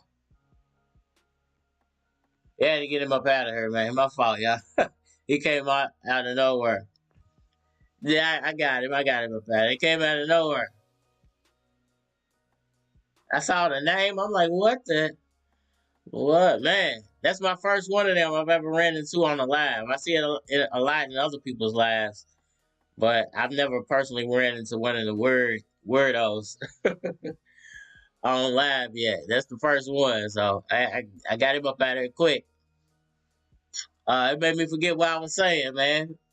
Man, it made me forget. Anyway, it was a good fight, man. Take nothing away from Gary Russell. Take nothing away from Mark Magsayo, man, because Gary Russell possibly fought injured. You know, Gary Russell is a great fighter. He's gonna come back. I just don't want to see Magsayo stick around 120. That's too much money to be made at 130. He could immediately get, you know, $1 million, $2 million payday fighting Ryan, fighting Tiafimo. You know, there's one more name that's out there. I can't never remember. But definitely the Ryan and the Tiafimo are immediate fights he can make at 130. But then there's a couple of guys, but well, what's your name? Just jumped up. So there are at least two fights he could immediately make at 130. The Ryan fight, you know, would make him famous if he took that fight, and I think the Tiafimo fight would be definitely a good fight. It would definitely be a challenge for him, and it would show what he has to really offer as a fighter. Well, man, we've been out here like almost 2 hours, man. Starting to get the weirdos in the chat. Voice is going in and out now, so if y'all got anything else to say, man, drop it in the chat now. I'll definitely be back on tomorrow. New topics, new week. Man, big shouts out to George Combosa. Definitely shouts out to Combosas. Yeah, definitely, man. I you know what? I wouldn't try to go straight into a Combosas fight if I was Magsayo. I definitely would test the water first. Because, you know, Combosa, and especially maybe not Combosa, definitely not, because, you know, the ties with them, you know, you wouldn't want to match them up and put the fan base against each other. And, you know, and I think that's the reason why Pacquiao never went up against Donaire, because that would have been a big matchup and a great matchup for the Filipino people. But somebody would have had to lose, and then it would have split the fan base up. You know, the fan base is united because those guys never fought. So, you know, Combosas, Donaire, and now Magsayo, they don't ever need to fight each other because they can all play off of Pacquiao's fan base and each other's fan base by, you know, being on each other's undercards and stuff like that. So it would be better that way than to have those guys face off. But definitely, you know, the Ryan Garcias of the world, the Gervonta Davises, the Devin Haney's, you know, but Tiafimo, those would be good fights for him to try to go get at 130 and make his name. Because I do think he has upside, maybe all the way up to 147. Uh, but I think like Pacquiao, he would have to do it quickly. You know that he can't just sit around and try to campaign at any one weight division. Gary Russell won. I'm a marathon won in a marathon race. I hate when Russell said he won the fight and making excuses before the fight though. See, I haven't seen the Russell videos after the fight. I've only seen what fans have said. So I don't know exactly what Gary Russell said after the fight. I just know what the fans have been saying. So if he's making excuses as well, you know, I would if I was Magsayo, I definitely wouldn't stay there because it's gonna get drug out too long. You know, and Russell's gonna want to rematch him, and then they're gonna want to put him up against other fighters, and there's really no money there. You know, his body type can carry weight. You know, he's a big young guy, so while you have the opportunity to bounce up in weight, you might as well take it and do it while you're still learning, and while you're building your craft instead of getting stuck at one weight class and learning a style for that weight class to where you can never move out of that weight class. Because, you know, I like Donaire, but Donaire is kind of pigeonholed at 120. You know, he didn't when he moved up, he didn't his skill sets didn't change for the next weight class. So I hope that, you know, that could be a mistake for Magsayo as well. He can move up too fast and his skills might not match the move and weight, you know, because your skills have to carry as well as your body has to be able to carry the weight. So if Donaire is good at 120, but if you put him at 130, he's not as good. You know, those guys are bigger and they can take his punch more than they can at 120. So he did the right thing by staying at 120. Magsayo, I think he has so much power that it's a no-brainer that his body can withstand, you know, and could thump with 135 pounders. So while he has the opportunity and while Roach is still teaching him, you know, it's better to move him up now, you know, because he's going to learn as he moves up and not be pigeonholed to one division. Gary Russell has a good point too. Gary wants really showing too much facial damage either, so that doesn't deserve a rematch. Listen, and you know what? And that's because I think because Magsayo wasn't landing. His knockout punches wasn't landing, but his body blows are what won him the fight. You know, he was able to slow Russell down. So that's why he didn't have much facial damage. It's because Magsayo wasn't really, those punches he was throwing, those Pacquiao combinations, what I keep calling, they were going straight at his body. And then he was throwing that circle cut and it was hitting him in the side. And the only real punch that he landed that hit Russell in the face, and if you look at the pictures and stuff where he had a mouse on the side, was that Ugas style punch. And he wasn't landing that often. The punches that won him the fight were those flurry punches he was throwing, where he was scoring 1, 2, 3, 4, 5 punches all at once. And Gary Russell was firing back with that straight left hand down the pipe, but he's only scoring one punch at a time. He was only throwing it one at a time. Sometimes he would double it up, but that's still 2 punches compared to Magsayo coming in throwing that combo to your body and landing about 5 of those 8 punches. It's like an 8-punch combo, but he's landing about 5 or 6 of those punches every time he's doing it. So I mean that's really what won him the fight. So I really won't say the facial damage of Gary Russell played a role. It was more that Magsayo slowed him down with body blows. And I taking nothing away from Gary Russell. I actually think, like Donaire, it's going to benefit him because his style and his body is meant for 120. So when he does come back, I actually think Magsayo might not even be in the division anymore. So let's go 8 months down the line. Let's just say hypothetically, Magsayo does stay at 120 for one more fight, which I doubt. Defends his belt and then drops the belt and moves up to 130. When Gary Russell does come back after 6, 7, 8 months from the shoulder injury, he's going to be able to walk right into a title fight because he will still be ranked, 1 or 2, 2 or 3 in the rankings based off he was just the champion. So he'll actually be able to walk right back in and probably challenge the champion when he comes back.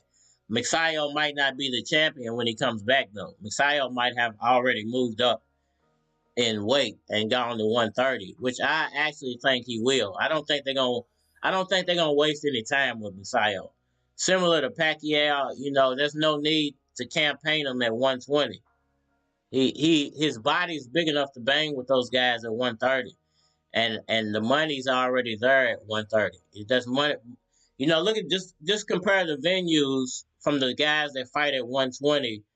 Other than Donaire and maybe Shakur Stevens, your average fighters at 120 are fighting in arenas like they were last night. That was maybe like a 15,000 seat arenas, if that, maybe 10,000 seats. 130 fighters are fighting in stadiums. They're doing 20,000, 30,000, 40,000 seats. So he stands to make a lot more money just jumping up in weight. And, there are much bigger names and a lot more fights to be made, superstar fights to be made at 130. So I don't think his team is going to wait around too long for Gary Russell Jr. So he might deserve a rematch, but I don't think he's going to get a rematch because of the shoulder injury. If he wasn't injured and they could immediately go into a rematch in like 3 or 4 months, then he might get a rematch, But I think, and let's say that happens. Let's say he gets his shoulder surgery and he only needs 2 months to recover. And then in 4 months, let's say end of the spring, beginning of the summer, they decide to do a rematch and his shoulder and he says his shoulder's messed up again. I mean, then what? Then Magsayo is basically waited around for, 4, 5, 6, 7 months to just beat Gary Russell again and for him to make another excuse and demand another rematch because of his shoulder. And to me, it should take him about a year actually to rehab that shoulder. And if he comes back any less than that, I don't think he's going to win the fight, and I think it's going to be another argument of the shoulder. So if I'm Magsayo's team, I'm like, man, why waste time, man? Why waste time?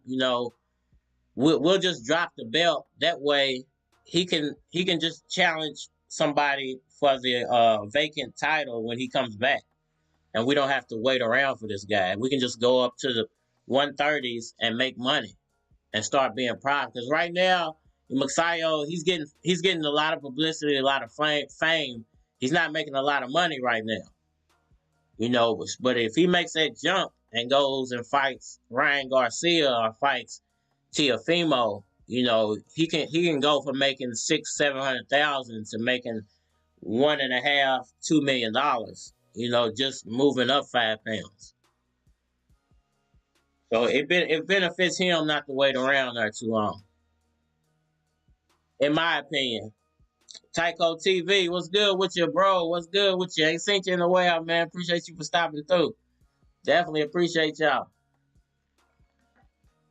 It was a big fight last night, man. Huge fight last night. And Magsayo deserves, like Kambosa, Magsayo deserves all his credit. Can't take nothing away from Russell. But Magsayo won the fight. And luckily it's MP Promotions, so I'm happy. I'm rolling with my boy. You know what I'm saying? I got the Bosa to ride with. I got Magsayo. I got Donaire. I'm riding. I think Earl Spence is gonna edge out Crawford when they do fight. So Hey, I appreciate that like too. What you mean, wow, Warren? What you mean by wow? What you don't like my squad? I like my squad. My squad right now. Let me tell you my squad of fighters right now. Okay, I'm gonna give y'all my squad because these are the fighters I'm probably gonna be covering for the next year. Okay, so I'm always gonna cover Manny Pacquiao. No, he's coming back. Don't let him fool y'all. Okay, Pacquiao will be back in the ring. All right, Cardinal Red told you he will be back. So Manny Pacquiao's always gonna be number one. Okay, so now we got George Kambosos. George Kambosos is my number two. I'm gonna be doing a lot of Kambosos content. That's my 135-pound fighter. Now we got Mark Magsayo. That's my one. He's a 120-pound fighter. I'm rolling with him. I got Nonito Donaire. I like Donaire. I'm rolling with him at 119, 120. Yeah, I'm rolling with him. He's on my team. My heavyweight, I like Anthony Joshua. I think Anthony Joshua is going to shock the world. When he gets his opportunity, he refines himself. He gets back in the ring. I think Joshua will shock the world. I've always felt like if he developed a jab, he's the best heavyweight out there because his body is built to take punishment, and I think his footwork could be like Ali. He just got to develop his jab and his footwork, and I think he would be. And this is what I was speaking about Tyson Fury and meeting a speedy type of fighter, because if I think Uzaki's gonna be the one to beat Fury, but I think Anthony Joshua could beat Fury if he used the Uzaki formula. If he used footwork and combinations, I think Joshua has enough power and body type to beat Tyson Fury.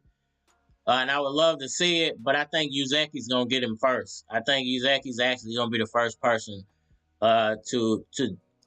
I think he's gonna take down Fury, and I think it's gonna be dramatic for people to see, because I think it's speed that Tyson Fury lacks. Now, I'm not saying Tyson Fury might not fix his flaw. I think his flaw is he don't have foot speed.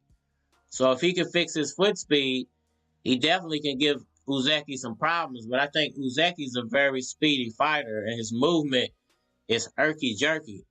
And I think that's what's going to give that stop-and-go style is going to give Tyson Fury a lot of trouble, because how's he going to deal with moving that big body around for 12 rounds and having somebody throw punches at him from a heavyweight, punches at him from angles?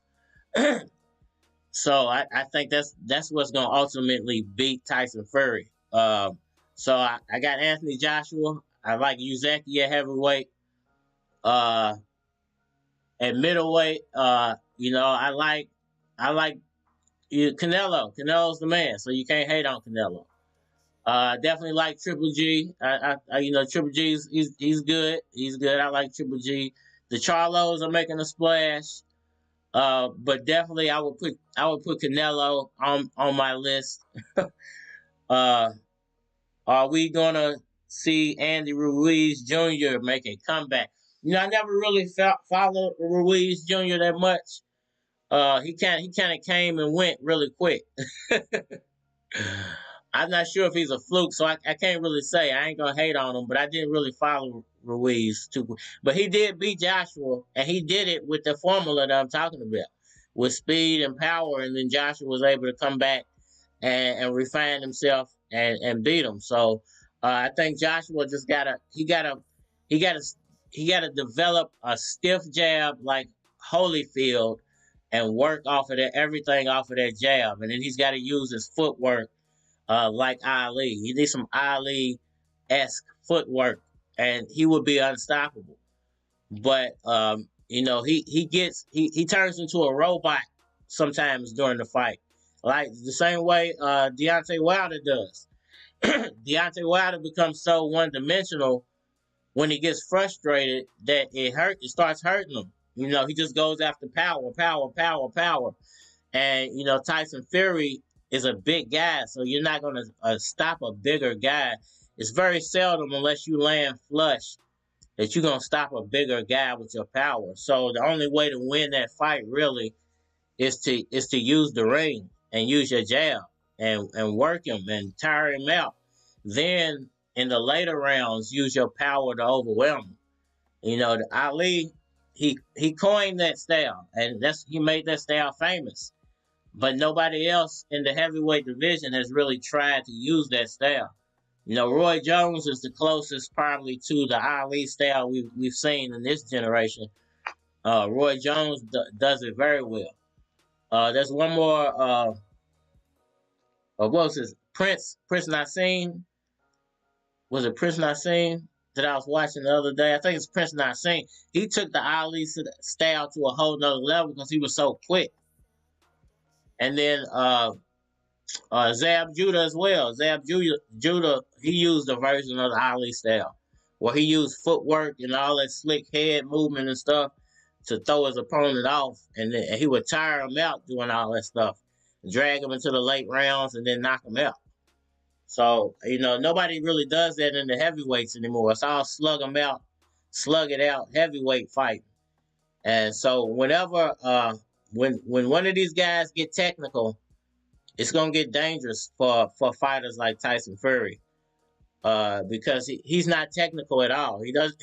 He just overwhelms you with his size. And if you can work around his size, you can give him problems. It's like the farmer throwing bings at the giant. You know, you gotta work around him. You're not gonna kill him with one shot. But all right, man, we talked about it all today, man. If you ain't got nothing else to say, man, I think I'm gonna get off here, man. My neck's hurt, my back's hurting from sitting in the same position. I'm hungry. Hit that like button as y'all come through. Subscribe, man. Definitely call in, man. Email me. Hit me up in the community section. Holler at me on Instagram. You know, I'm trying to build the community as big as I can get it, man. I need y'all to build the community. Need y'all support. Y'all gotta feed me topics, man. What we need to talk about. I'll definitely be back on here tomorrow. You know, with new topics. You know, it's always boxing news breaking every day. So definitely will be right back on here tomorrow. Hopefully, man. As long as everything goes well. You know, everything's based on the big guy.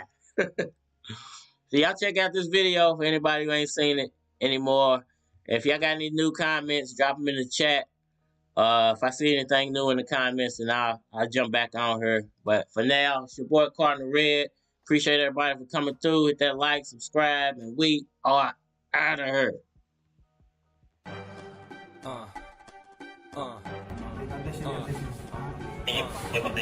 And the challenger weighs in at 125 1/2 pounds. Mark Magnifico Magsayo. That's right, lady. That's what you get. Letting him out here with killers. That's right, lady. That's what you get. Letting him out here with killers. He can't even wiggle his toes. Take a shot. He can't even wiggle his toes. Take a shot. That's right, lady. That's what you get. Letting him out here with killers. Line them up. Gary Russell Jr. I thought that Gary Russell clearly won this fight. That's right, lady. That's what you get for letting him out here with killers. I thought that Gary Russell clearly won this fight. He can't even wiggle his toes. Take a shot. Gary Russell, he suffered a arm injury. Gary Russell, he suffered a arm injury. That's right, lady. That's what you get for letting him out here with killers. It was a clear case where, you know, it seems like everybody wanted Mark Magsayo to win the fight.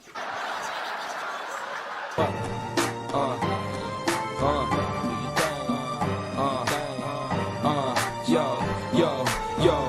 I pull up in a throwback car, gray 7-8 with the top that's hard. I'm finna paint it back, send it on black tires. Fuck a backseat, it got its own backyard. Niggas act hard, try to put a Mac card. Stunt in front of they dame, they playing back far. Cause they get their ass kicked in front of their chick. And the niggas that they was with dip, ain't that a bitch? Young keys flow under the weather. Come through, something real big under the leather. Little mama, get your mind out the gutter. I'm talking about that time, motherfucker. I grind grind like a hustler. CDs takes the weed, whatever the case may be. I chase that cheese and never ever face defeat. Now watch how I say still be. Here we go. Niggas know what's up. Sick flow, sick beats, finna blow what's up. Thick coats, thick freaks, finna blow what's up. Hit drone, hit sweets, niggas know what's up. Can't hold me down. Niggas know what's up. Niggas know what's up. Niggas know what's up. Niggas know.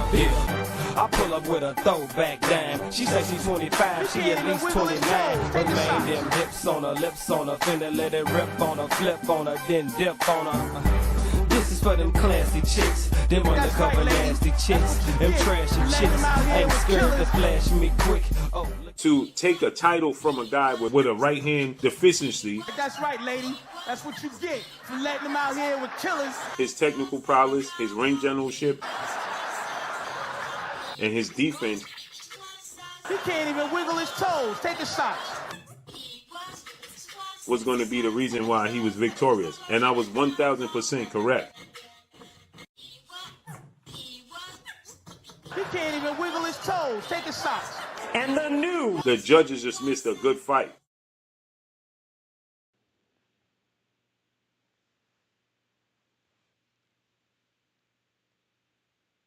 she thick, I can't let you pass me, miss. Off the chain, young keys spitting hot flows off the brain. Holla at me when you're ready to get off the lanes. And on some real shit, I'm the one you deal with, feel me? Run game like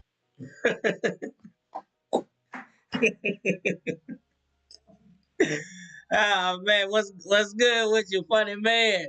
He say, Broner Club, Broner Club. He's in the Broner Club. I whooped that boy. I whooped that boy.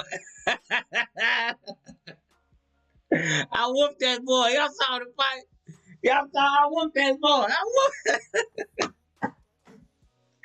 To your people, 2.0, Russell 3.0, Broner 4.0. I whooped that boy. Y'all saw this fight. Man. Hey, you know what? I want to address one more thing, man. Funny man, I appreciate you for coming through, man. What's good with you? Jones Cummings. Yeah, I'm sorry, but your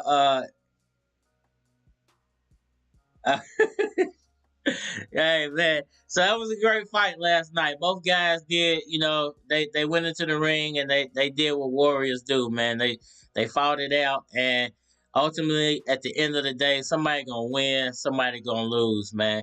And you can't never be a hater in the sport of boxing, man. Somebody's gonna win, somebody's gonna lose. And this is the bad thing.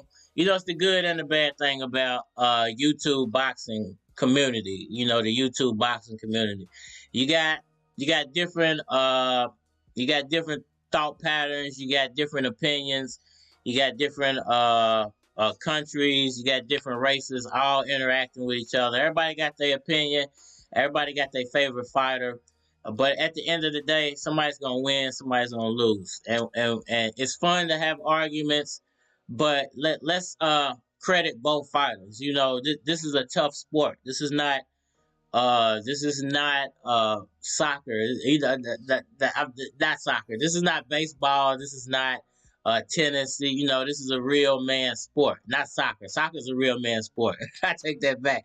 Cause I done played soccer. I done got kicked in the shins and everywhere else before. So soccer, they got to be some tough guys to play soccer. But boxing is a real man sport, and you got to be a real man to box. And Gary Russell, if he went in with an injury and he fought and he did his best, you know, I commend Gary Russell for going in there and doing his best, man, and putting on a good show. But you can't take anything away from Mark Magsayo for doing what he's supposed to do. And it was championships on the line. So he put up a good fight and he won on the scorecards and he became the champion. So, you know, hopefully both of these guys got great things still in the future. They both young. You know, this Gary Russell's not a 40-year-old fighter that we never gonna see again. You know, he has plenty of potential for the future. Mark Magsayo is very young, and he has a future ahead of him, and he has a whole country of people willing to back him. So You know, we can't do nothing but salute both of these guys and praise both of these warrior fighters, man. I'm hoping though that Mark Magsayo decides to move up in weight and challenge himself and get some money, and hopefully Gary Russell, when he does heal, he gets to come back and challenge whoever is holding that title at the time. You know, whether Magsayo moves up in weight and just tests the water and then gives Russell his rematch, or he decides to ultimately drop the title and just move up and chase the money and the titles at 130. Because there's a lot of money and a lot of great fights to be made for Magsayo at 130. Funny man, yeah, I agree, but some fighters not accept the defeat. What is your top heavyweight now, my friend? Heavyweight, you got to give it to Uzeki. He's the best guy out there right now. He's got the majority of the belts. Tyson Fury, like I said earlier, Fury, he's an anomaly to me because he's the biggest guy, and there's nobody to match his size. It's hard to gauge his actual talent. And then the fighters that do fight him, like Wilder, who can almost match his size, they don't do the things that they need to do to win the fight. You know, he strayed so far off his game plan and what was working for him the first couple of rounds and just went crazy with power and ultimately got beat up. So it's hard for me to gauge Tyson Fury. So it's hard for me to say that he's the best guy. But Uzeki's, and he's kind of the same way. He's an anomaly until he proves me different. Because my number one, Tyson Fury, 2, Uzeki, 3, Anthony, 4, Wilder, 5, Ruiz. And, you know, Ruiz, he's an anomaly to me, too, because I haven't really followed. He came out of nowhere. He beat Joshua, put on a lot of weight, came back. Joshua beat him. So it was weird how he came and went so fast.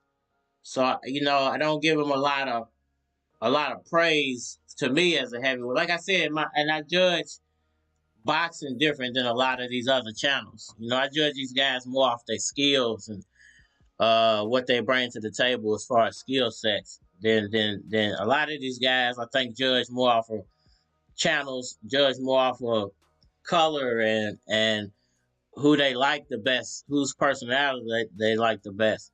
Now, don't get me wrong, Tyson Fury's done exactly what he's supposed to do as a fighter. So I can't hate nobody for having him number one. I'm not sold completely on his skill set yet. And to me, the heavyweight division doesn't have great heavyweights anymore. There are no Ruiz mistake eating too much after beating Josh. And I saw him balloon up. I'm like, man, I saw him balloon up in weight. And that's what I be saying about fighters trying to switch weight classes and all that. Because your weight can be your biggest enemy, especially in boxing. And these guys, they go up in weight and come down and go up and come down because your metabolism it can become affected. And when you're dealing with body fat, especially as a heavyweight, it's hard to get rid of body fat and the effects that it has on your skin. It stretches the skin out, and you got to do a lot of work to recover off of it. And your stamina is always in question. So, you know, Ruiz didn't do himself a lot of good by overeating.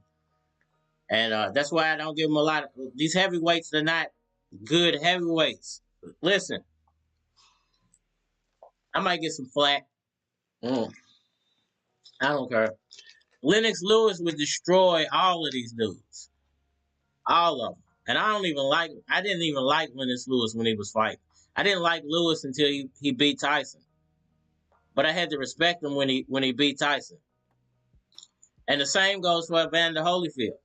I think Holyfield would hit Lennox Lewis, especially because of his jab. And I don't think Tyson Fury, I don't think Anthony Joshua, I don't think Andy Ruiz, I don't think Uzeki, none of those guys would be able or Deontay Wilder would have been able to deal with Lennox Lewis's jab. It was the perfect heavyweight jab. It was the best heavyweight jab I've ever seen. You know, besides the way Ali used his jab. But his was different than Ali's. But Lennox Lewis would have destroyed all those guys, and he would have did it with his jab. A prime Vladimir Klitschko, one of my favorite fighters, would have destroyed these guys. But he's not in his prime. You know, when he fought Joshua, he wasn't in his prime no more because his jab was that good. His jab was good. These guys don't like Tyson Fury. I think that's going to be a fighter with a good jab could beat him, or a fighter with good angles and combinations could beat him. With foot angles and footwork and combinations could beat him. But none of these guys in the heavyweight division do that. They all like sluggers. They all want to be slug fighters. Nobody has real finesse. Tyson Fury don't got no real boxing skill. Deontay Wilder don't got no real boxing skill. He's a slugger. Anthony Joshua could have boxing skill, but he don't use it the way he's supposed to. Andy Ruiz doesn't really have boxing skill. Uzeki, I like Uzeki because Uzeki it's not prototypical heavyweight boxing skill, but he uses speed and combination and footwork is how he wins fights. So as a heavyweight, and when you're going up against sluggers, the speedy guy is normally going to win because the heavier power puncher is usually trying to sit down on all their punches. So as long as the speedy guy is constantly moving and throwing punches, he can just win on the scorecards.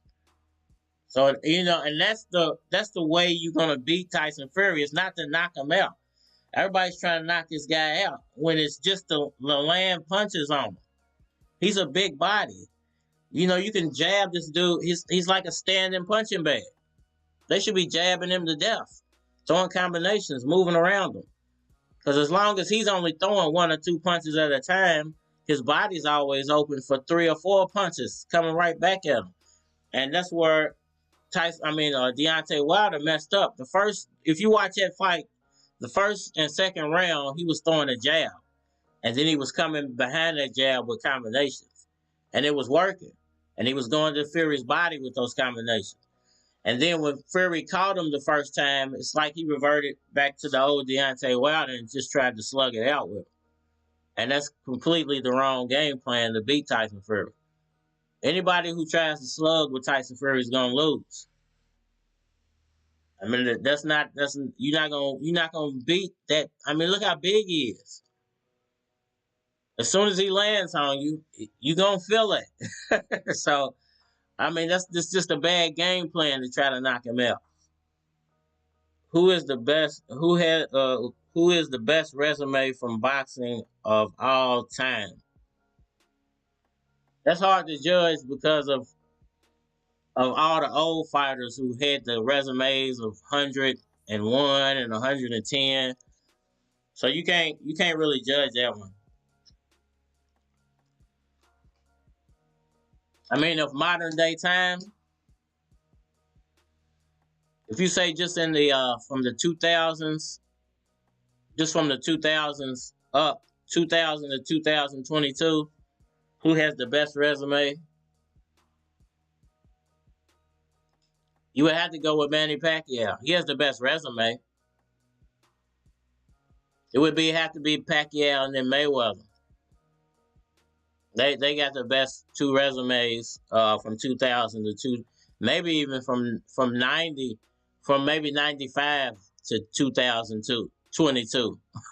Maybe from 95 to 2022, you could probably put Pacquiao and Floyd Mayweather's resume up against anybody's in that era. Now it would be some competition. They might not be number 1, but they would be in the top 10, top 15, because you do got the Klitschko's in that era. You got the Klitschko's in that era. You got some of Tyson in that era. You got some of Lewis in that era. You got Roy Jones in that era. You got Bernard Hopkins in that era. You know, you got who else? You got Marquez in that. It's a lot of names. It's the reason why the last generation of boxers get so much praise. You got, I mean, it's a lot of guys who went through a lot of wars in the last generation. Even from 2000 to 2015, that generation, you know, the Mayweathers, the Marquezes, the Cottos, the Margaritos, the De La Hoyas, you know, it's so many guys you can name. It's ridiculous. This generation is very strange because of the Mayweather effect. It's like these guys, their resumes, they're like, a lot of these guys are at least 20 fights from even challenging anybody in in the last generation. It's like by now, by 30, I think Manny Pacquiao and them had already had like 40, maybe even 50 fights by 30. And we talking about Terrence Crawford and guys like that only having like 30 fights, and these guys are in their 30s. So, you know, there's almost a 20 fight gap between this generation and the last generation. You know, and the amount of fights and the amount of wars that those guys went through. So, and that's why I respect boxers, you know, and boxers from the last generation. You know, and you know what? I think every generation has changed, because when you think about boxers in the 1900s, they were doing hundreds of fights. They might have 100 fights on their record. And then you think about from 1950 to, 1950 to maybe 1980, you know, guys might have had like 80 fights on, so it went down about 20 fights. And then maybe from 1980 to 2000, you know, guys had about 60 or 65 fights on their record. And now you're in the 2005 to 2022, guys got about 30 fights on their record. So every generation is going down, the amount of, and that's because the money's going up. So you don't have to take as many fights to make as much money as those guys did back then. So guys in the early 1900s had to fight 100 times to probably make $1 million. Guys in the 1960s probably had to fight 70 times to make $20 million. You know, $15 million. Guys in the 90s, you know, they probably had to fight like 50, 60 times to make $100 million. And, you know, now you got the Pacquiao Mayweather numbers. Guys in the 2000s had to fight 60 times to make $300 million. So in this new generation, they're only having, you know, let's just take Terrence Crawford. We spoke about this a live ago, you know, 2 lives ago. His purse, that man made $21 million in about 3.5 years. He made $21 million. And it was only 5 fights he had to take. And so, you know, back when Mike Tyson was knocking guys out for $2 million a fight, he would have had to, he would have had to knock 20 people, like 19 or 20 people out to make that same $20 million Terrence Crawford made in 3 years and 5 fights. So it's you know, the money is what's changing the sport. The amounts of money that these guys is that they're making is affecting the sport.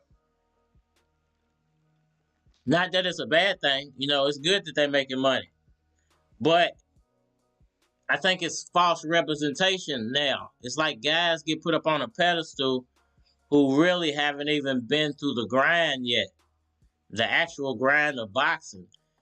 And, you know, the actual grind of boxing don't start until you it's not really supposed to start until you like 30 professional fights in.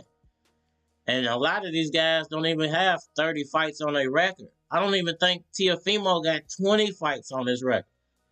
Teofimo might have like 19. He might be right at 20 fights on his record. But he was a superstar and wasn't even 20 fights in. Ryan Garcia might not even have 10 professional fights in. So these guys, and he's a super duper star and a millionaire. So it's a totally different game now. A totally different game. Let me see what y'all saying. How Holyfield Lewis beat Mike Tyson, but Mike Tyson still so popular and remarkable to the world until today. You know what? You know what it is? You know why Mike Tyson still is probably more popular than Holyfield and the other guys? And I would say with the exception of Lewis, because Lewis is very popular. He's just not American. And here's the thing that people miss about Tyson. Most boxers take a lot of punishment over their career. Mike Tyson, for about 20 or 30, was knocking everybody out. The fight didn't even go past the first round for probably like 10 of those fights. So Mike Tyson didn't even take a lot. Mike Tyson probably has 75% less damage that a normal boxer takes in their career, just because he knocked so many people out so early in the fight. He didn't take a lot of punishment. So mentally, he's still all there. That's why it's weird. Mike Tyson's an anomaly too, because it's weird that later on in life, and the fact that he admits, the substance abuse and alcohol played a role in him acting so crazy in his younger days. But in his older years, he's actually there mentally, because he didn't take so much punishment, to where some of these other fighters were his opponents, and he beat the crap out of some of these guys. So and they took a lot of wars. Like I just said, a lot of those guys went through 60 or 70 fights in their career. So they went through a lot of wars, not counting the damage Mike Tyson did to a lot of those people. So, Tyson, he's an anomaly because of his knockout ratio. So as a knockout artist, it kind of protected him from taking a lot of damage as a fighter in a weird way. Go figure. As a fighter, him knocking so many guys out actually protected him from taking a lot of damage as a fighter. So he's an anomaly as an older fighter, because he's still there mentally, because he didn't take that damage that most fighters take. That's a tribute to his knockout power. The only damage Tyson really took throughout his career was Riddick Bowe, was Holyfield, and was Lennox Lewis. And then those later fights where he got but he was already done then. He didn't really take a lot of damage in those fights. He was just done as a fighter. Let me see. How about Canelo? Do you agree he cherry pick his opponents? No, I don't. I think Canelo challenges the best, win or lose. Now, the question mark with Canelo is the funny meat. Was the funny meat purpose? Does it done on purpose, or was it a mistake of him just eating the wrong stuff in his country? So if it was on purpose, which a lot of people think it was, which is pretty smart to to try to take it that way, but he got caught ultimately. So that's the biggest question mark about Canelo. But I don't think he's a cherry picker. I think he fights everybody they put in front of him. He's just more talented than they are. Now, are his talents a result of that green meat that he was eating? It's between him and the guy out there until otherwise proven on earth. Let's just put it that way. If Brian Santos said at 40 years old, Manny gave Thurman Spence Bud a contract to sign, no ducking. That's true. And listen, I think I think what happened to Manny Pacquiao was supposed to happen. I think it was I think Pacquiao was lured to PBC with the promise of Mayweather, and PBC and Mayweather had no intention of making that fight, but they saw an opportunity to build younger fighters, and that's what they did. They kind of used Pacquiao, and I wish. This is why I said what I said about Terrence Crawford the other day, and people that are Crawford fans have to remember how Crawford became a champion, and the chain of events that would have happened if Crawford never would have became champion. If Manny Pacquiao would have never got cheated in Australia by Jeff Horn, Terrence Crawford would never be a champion. Not only that, Manny Pacquiao would have left Bob Arum with the WBO title and would have been able to position himself better than he was able to after he left after losing to Jeff Horn. So a lot of things wouldn't even be going the way they're going because Pacquiao would have still had control of that WBO title. And he would have been able to build MP Promotions differently if he had control of that title. So, Crawford fans have to understand that Terrence Crawford was given his title and was placed in a position off of Manny Pacquiao's back, and Manny Pacquiao tried to rebuild himself and ultimately ended up having to sign with PBC because if his goal wasn't just to fight Mayweather, it was to unify titles. He lost all his leverage when he lost that WBO title, and then he got a gift though when that Lucas Matisse fight. This is how he got remade almost in that Lucas Matisse fight because he ended up with that regular title, so he put himself back in position. But he would have never had to taken that Lucas Matisse fight if he still had that WBO belt. So yeah, you got to remember a lot of stuff that's going on now wouldn't even be going on if it wasn't for Bob Arum and his sneakiness.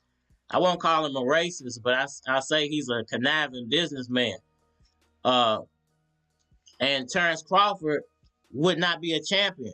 So if you're a Crawford fan, remember that Crawford got his belt off of sneakiness and underhanded tactics. He wouldn't even be a champion if it wasn't for them robbing Pacquiao. And Pacquiao would be in such a different position. He might be unified champion of the world right now if he left Bob Arum with them titles. Because the fact is, when he left, he could have petitioned to fight Keith Thurman immediately, who was the super champion at that time. Matter of fact, he wouldn't even have to petition to fight Thurman because I think the WBO belt supersedes the WBA super title. So he would actually been able to petition to fight Spence immediately. So he would have been able to, but he would have had to go, they would have made him go through Thurman. So he would have had to fight Thurman, and then he would have got to fight Spence. But he would have been able to petition for an immediate fight because he would have still been the WBO champion. So it is what it is. And all that's in the past, but Terrence Crawford got given a gift. Pacquiao got robbed and we'll be in a totally different position. And boxing will be different right now if none of that stuff happened. And Mayweather, he changed all this in boxing. He changed a lot of this stuff in boxing. Fact on the Mayweather effect. I hate the lightweight division not fighting each other. Only Kambosos is the real deal. Kambosos is going to change that division. And then if you got a guy like Magsayo, if he decides to jump up in weight, like I said earlier, and you got another real deal contender. And this dude's young. And that, and that's why I said even Kambosos might want to think about getting out of that division as well.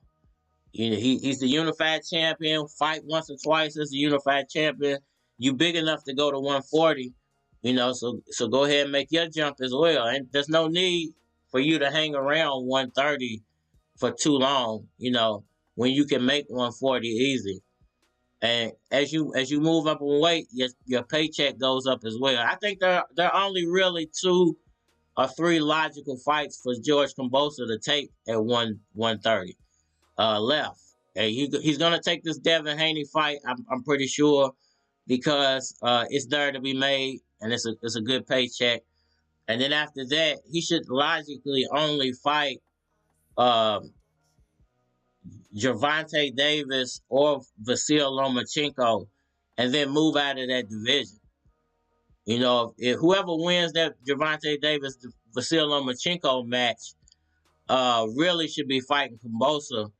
And if Kambosos beats them, there's no need for him to stick around 130 no more. He should be going to 140, because by then Josh Taylor would have more than likely moved on to 147. So there would be an open division for Kambosos to go and maybe be a unified champion at 140 as well. So as guys move up, new opportunities are opening for other guys. So, and that would open the door for Magsayo to come in and possibly unify at 130. So everything has a ripple effect to it. Everything has a chain effect. So all greats defeat Ali, Pacquiao, Tyson, Roy Jones, because they taking a risk for the fans. That's why people love the fighters. I mean, definitely, it was a different time back then, though. The risk was more because the risk was worth the reward back then. $1 million, $2 million, $5 million were good purses back then. Now these guys are getting $2 million, $3 million, $20 million to fight nobody, to fight bums. To fight guys that they know that they're better than. I.e., if the same thing I feel about like if Terrence Crawford fighting Kell Brook. Like you knew at that point after Golovkin, after Spence, that Kell Brook really wasn't a challenge for you, but you got a good payday off of it. Like he knew Sean Porter more than likely wasn't going to give him a great fight because he'd been off for over a year, but he got a good payday off of it. You know what I'm saying? Stuff like that, that's not good for the fans. Fans want to see fights like Teofimo, and Kambosos. Fans want to see fights like the Gary Russell and Magsayo fight, and that whole card, the undercard of that fight was ridiculous. It was almost more exciting than the main event. To be honest with you, I enjoyed the whole card, and that's what boxing is missing. It's not fun to watch the whole event. I was talking to Lenore last night, and I'm like, the bad thing about, because he was talking about UFC and boxing, and I'm like, man, what the bad thing about boxing is, you sometimes you might fall asleep before the main event even happens, because they got 3 undercards that normally are all garbage fights, and then you got these announcers talking for an hour or 2 in between these fights. So you done passed out by the time the fight. You'd have passed out 2 or 3 times by the time the fight actually even happens. So boxing becomes a boring sport. If the undercard fights are just as good as the main events, it would make boxing more exciting. UFC is exciting because it's fast paced and all the fights have action. And last night was all action from the first undercard to the main event. It was all action, and that's what boxing is missing. Mayweather was not an action fighter, and it's the reason why a lot more people hated him than liked him. But they tuned in because they wanted to see him lose so bad because he wasn't exciting to watch. On the other hand, Pacquiao is extremely exciting to watch. Every one of his fights, there's something exciting. Whether it's him knocking somebody out or just pummeling somebody with punches, or it's him getting put on his face by Marquez. Pacquiao fights are exciting. What's not exciting is watching 2 guys chase each other around the ring and calling that boxing and I had to sit through 3 other fights that were similar to that to get to that fight, and 2 hours worth of announcers talking. Like, that's what's killing boxing. That's definitely what's killing boxing. And UFC, they don't run off that model. It's all excitement. You don't know who's gonna get knocked out in a UFC fight. It's all excitement for the fans. Everybody wins, and it really don't matter who wins or loses in UFC, because this guy might get knocked out today, but next year he might be knocking the guy out who just knocked him out. It's so fast paced and action packed, and that's where boxing is lacking. A lot of these fights, they seem set up. It always seems like it's one real talented guy versus a not so talented guy, and they build it up as the best fight in the world, and everybody falls asleep during the fight. All right, so let's see what y'all saying, man. I gotta even wrap this up. Pat, People's Champ. If Pat, a man not focused on politics, only boxing, maybe he's still fighting and becomes undisputed. Politics is distraction. Definitely, man. I think the politics plays a role, and I'm on a lot of different social media apps. Hit that like button as y'all come through. Subscribe. And one of them, I over the past few months, I've gotten to talk to quite a few people from the Philippines, and what I've noticed is not most of the people I talk to on this one social media app, they all have said, I would say 90%, that they're not voting for Pacquiao, but they love him as a fighter. And I've asked all of them, like, why would you like him as a fighter, but you wouldn't want him to represent you? And they've all said he's not ready yet. So to me, I think, and they all said they would actually be on his side if he ran a second time. So I think he might not win this time, and he might need to come back to boxing to fund his second go around. So I'm thinking he might actually come back. So I'm looking for him to come back maybe at least once, maybe twice, but at least once.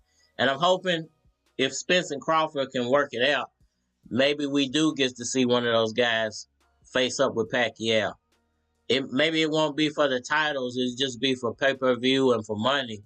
But maybe we'll actually see that in the future. If Pacquiao's, if what he's doing with running for office don't work out. That's true. He's last fight, Ugas, is worse because he's still attending to Senate while training. His mind only focused on Philippines problem. That's what Freddie worried about the fight. Freddie's always brought that up. I like Freddie Roach, and he's blunt and honest. And when Pacquiao first got into politics, when he first announced it, and then they showed that first Freddie Roach video, and he wasn't happy at all, because he knew at that moment, like, it was gonna hurt his and Pacquiao's relationship, because how demanding politics is, and he brought that up, and I think he would much rather for Pacquiao to focus on one or the other, because he knows that it's a distraction. And that's, I feel like a lot of things were a distraction for Pacquiao during the Ugas fight. I think he lost the fight before it started when they told him he wasn't fighting Spence. Because I feel like, and if you watch that video when ES told him that Spence had pulled out, he looked crushed. Because I think he might have felt like, and this is all my feelings, not Pacquiao, but I think he felt like, man, I came all the way over here, I wasted all this time that I could have been dedicating to the Filipino people, and I'm not even getting the fight that I was promised. And this is the reason why I keep saying they set him up, and they had no intention of him fighting Mayweather or Spence, even though they probably, and this is speculation, they probably promised him that. And at that moment, you can see that he realized something, like, oh man, they got me. Because just watch that video and the look that came across his face when ES told him, like, man, you know they canceled the Spence fight. It was just like his soul he got sucked out of him. And I'm telling you, it was probably, everything probably hit him at that moment. Like, man, I wasted all this time. I could have been helping all these people, and I'm not even getting the fight that these people promised me. And he fought like that. That's the way he fought Ugas. Like, he fought just enough to get through it and not get knocked out, you know. And I don't think he really even cared if he got knocked out at that moment. He gave it his best shot for what he could at that moment. I just felt like he fought very, very disappointed. To me, he fought disappointed. And it showed, man. But I think he still has what it takes to beat those guys. But when you're up against an agenda that's already planned to play out a certain way, he's in politics, so he knows it's not a lot that you can do about that, except for just roll with it. And I think he just rolled with it. You know, taking nothing away from Ugas at the end of the day, or the rest of these fighters. But I think boxing is a lot like the WWF now. And guys like Pacquiao, who are real warriors from the last generation, are getting caught up in the WWF politics of boxing. And it benefited him to step away at that moment. Whether he decides to come back in the future or not, it benefited him to step away at that moment. Because it was only going to get worse because they didn't want him around. The fans didn't want him around. Look what they were saying about him. It was the fans that basically got him stripped of his title. It was the fans saying he was holding it up. It was the fans going in the WBA's inbox every day and saying it's Pacquiao who's holding the fight up. It's Pacquiao who's holding it. They were the ones sending the WBA all the messages and forcing their hand. And I think they even realized that they made a mistake by stripping Pacquiao.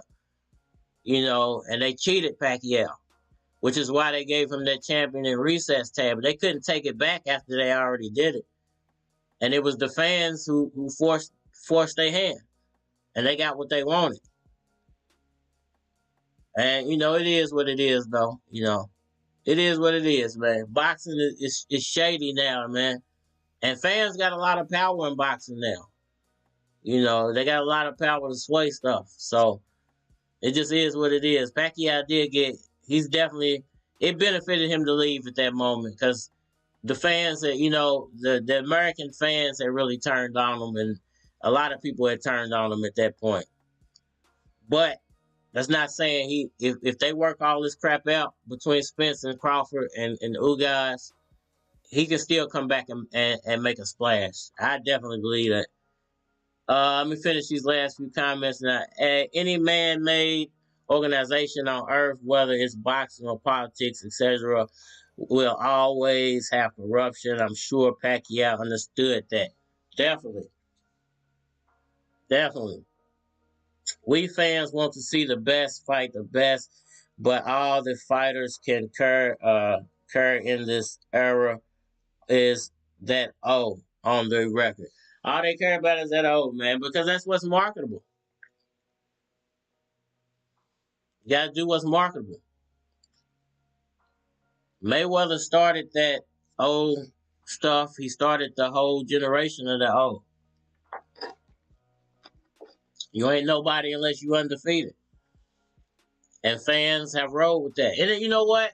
I take that back. It's not that fans have rolled with that. It's the same fans. They just don't have Mayweather to cheer for no more. So they've moved to other fighters. And now they're using that same tactic with their new fighter. So old Mayweather fans have moved to Spence, or they moved to Crawford, or they moved to this guy. And the thing that they beat everybody, every opposing argument over the head with is probably my fighter's undefeated. My fighter never lose. Blah, blah, you know, and that's the fans. But the fans control all of this. You know, it's us, the fans, making this stuff. You know, we make this stuff horrible for ourselves a lot of times. So the fans got to change first, man, and then the sport will change. Because if we weren't buying this stuff and we weren't supporting it financially, they would stop doing it that way. They would have no choice. They would have to change. The NBA was going down, so they changed the rules. And that's the bad thing about, like he said, organizations owning stuff. Is when it's not working in your favor, just change the rules.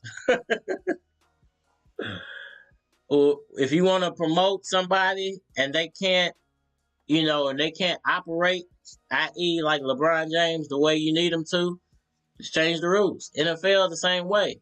When they saw that the helmet-to-helmet stuff was hurting people, they changed the rules. Fans control boxing more than they think. Because if we weren't supporting certain boxers, it would be on that boxer to change what they're doing. Mayweather became popular because think about this. I liked Mayweather when he was Pretty Boy Floyd, but he wasn't popular. A lot of people knew him. A lot of people liked him. He was making money. But when he flipped to the heel, when he went over and started dealing with Vince McMahon and saw the power of good guy versus bad guy, he flipped to the heel, is when he started making money. And then it became all about money after that. So, it just is what it is, man. And the sport is being held hostage by the fans and what the fans are making popular. The Deontay Wilder fans are some of the most crazy fans ever. They might be worse than the Mayweather fans because of how they attack people because of their color and stuff. And how they throw all that stuff in her. Them people are insane. To be honest with you. Let's see what y'all saying. If Pac-Man loses to become president, promise Pac is back. I definitely agree with her. Rigondeaux versus Casemiro fight. Rigondeaux running like Mayweather. And you know what? Rigondeaux is a little different. Because Rigondeaux's style, that's his whole way he fights. So, it's not fan friendly unless you are really, really into boxing. And if you're really, really into boxing, because he does it so well, and it's different from Mayweather, because Mayweather's not as good at that style as Rigondeaux is. And anybody who says he is lying to himself, because Rigondeaux, in his last fight, and this is the thing about that fight, is I don't think dude actually landed too many punches on Rigondeaux. It's just that Rigondeaux didn't throw enough punches back. So he basically won the fight off of just making dude miss, but it was so ugly for people to watch, and it frustrated the judges so bad that they just gave the other dude the victory. He actually won that fight, to be honest with you, based off the fact that the other guy wasn't hitting him. But it wasn't like Rigondeaux beat him up either. It wasn't like Rigondeaux landed a lot of punches. But it takes a special fight fan to sit through 12 rounds of that. Mayweather's not that good at that style, though. So it's different. It's a little bit different when you talk about Mayweather's shoulder roll defensive style. Where Rigondeaux is if you had a percentage, if there was a video game of boxers out there, Rigondeaux's defense would be on 100 plus. You wouldn't even be able to stop it at 100 because it's that good. It's just boring to watch him make a guy miss for 12 rounds straight and then not really throw no punches back, because he had plenty of opportunity to tag that dude back because he was making a miss so bad. But his style isn't to fire back when he's doing all that, because his goal is to conserve his energy for the exact right moment, and that's all he does. And whether that's him throwing 2 punches back and making you miss 99 punches, that's the game plan. It's to conserve, because he can do that the whole fight as long as he's not throwing punches. But it takes a real boxing enthusiast to sit through that. But it's probably not too many fighters in ring of those weight class that you can put him in the ring with that he's not going to do that to. He's going to make everybody look real goofy trying to punch him because he's not going to punch you back. He's just going to make you miss the whole time. And he's conserving energy the whole fight by doing it. Nobody wants to watch it, though. But if you really like boxing, you should love him for that. If you like Mayweather, you should love Rigondeaux because he's actually the best fighter ever at doing that defensive style. My opinion, like it or not. All right, Ron says Pacquiao is Filipino fighter. Filipino fighters are still trying to get their equality as the American box. Listen, it's never going to be equal because American fans are always going to ride with the American fighters. So he don't need to be trying to get equality of American fans. What Pacquiao proved is you can be the most famous boxer in the world just off of your country. You don't have to do it in America no more. You know, we have the Vasil Lomachenkos of the world. We got the Pacquiaos. We have the who else? The Tyson Furys, the Joshuas, where their whole country will follow them anywhere. So you know the fans over there are starting to be like the fans in America, where they're just riding with the hometown guy, the American guy. They're riding with their country now. So I think guys like Magsayo, you know, they stand to gain hugely because unlike Pacquiao, they got social media and YouTube, and they can become instantly famous and make money in other ways just in the boxing ring. So I actually think the overseas fighters have an advantage over the American fighters because there is so much choice over here and Americans exercise their choice. So it's not like we're just riding with one guy. You know, we got Crawford and Spence over here. We got Boots Ennis, you know, we got Virgil Ortiz. It's not just one guy over here. To where most of the time overseas that it's a whole country pushing one fighter. You know, George Kambosos is the most famous fighter in Australia.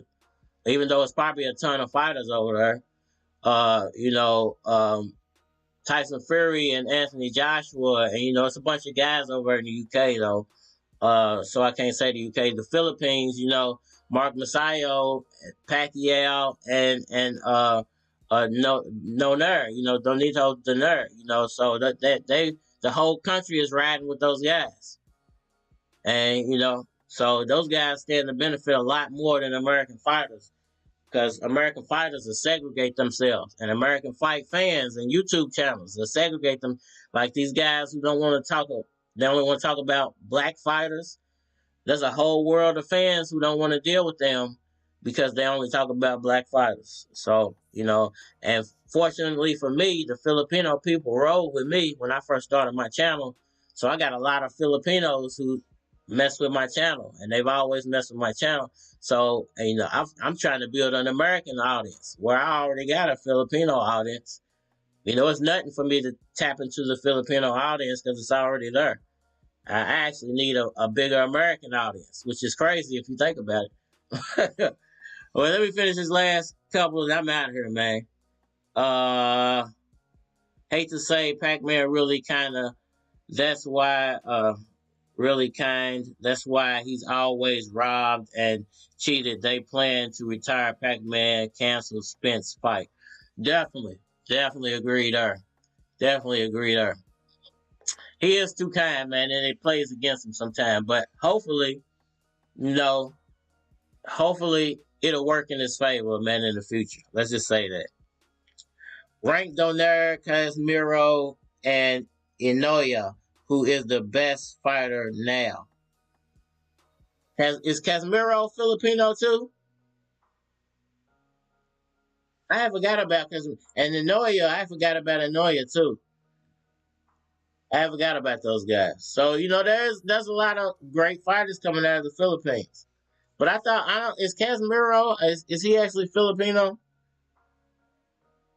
And Onoye, I thought he was Japanese. I thought he was from Japan. Bro, don't have just Filipino audience. I'm from America, Washington. No, but you should have seen my analytics at one time. It was 90-10 at one time. Like back when I was getting all those Pacquiao views, when I was getting 1,000 views a video, it was 90-10. So that means 900 of those people were Filipinos clicking the video, and 100 of them was American. Maybe, and it wasn't even 100. I mean, 100 of them was American because it was like, I think I had like 5% American audience, 3% in Canada, 0.5% in Mexico, like 1.5% in Arabia, which surprised me, Saudi Arabia. So it was mostly Filipinos at one time. And I didn't even have a full 10% of American audience. Now it's a little different. It's a little different now. But ranked on there, Casemiro and Noya. Yes, Casemiro is Filipino and Noya is Japanese. Yeah, I thought Noya was Japanese. I didn't know Casemiro was Filipino though.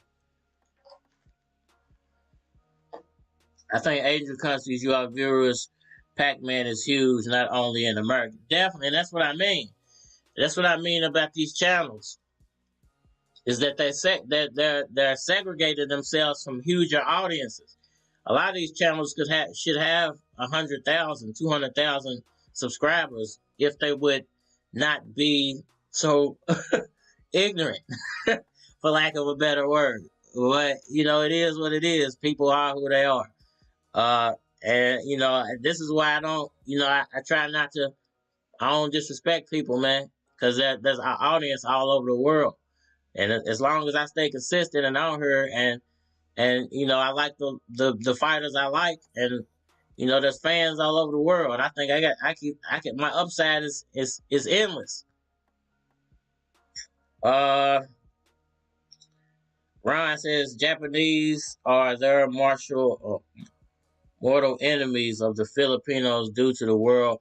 Yeah, I've heard some stuff like that. Everybody can change though, man. Everybody can change, man. Definitely, man. Man, yeah, and the viewers keep coming in, man. I appreciate that. Hit that like button for me. But man, I need to get off of here, man. I'm so tired. Y'all drained me last night. If y'all got any more questions, throw them in the chat now, man. I appreciate everybody for coming through, showing the love, man. Definitely do. I got to conserve some energy for tomorrow's live. It's almost been 3 hours. You got anything else? Throw it in the chat, man. Y'all watch this video one more time. And then I think I'm going to end it here, man. I appreciate that. I appreciate them likes, man. Definitely do. I didn't end it twice already, but this might be the real time. Y'all take it easy, man. It's your boy, Cardinal Red. Magsayo, man. Check out Magsayo. Let's get it.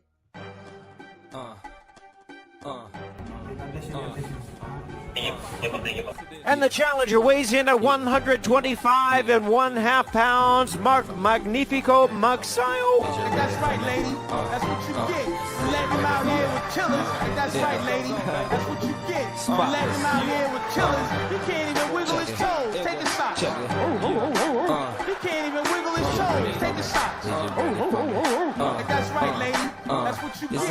Letting him out here with killers. Line them up. Gary Russell Jr. I thought that Gary Russell clearly won this fight. That's right, lady. That's what you get for letting him out here with killers. I thought that Gary Russell clearly won this fight. He can't even wiggle his toes. Take a shot. Gary Russell, he suffered a arm injury. Gary Russell, he suffered a arm injury. That's right, lady. That's what you get for letting him out here with killers. It was a clear case where, it seems like everybody wanted Mark Magsayo to win the fight.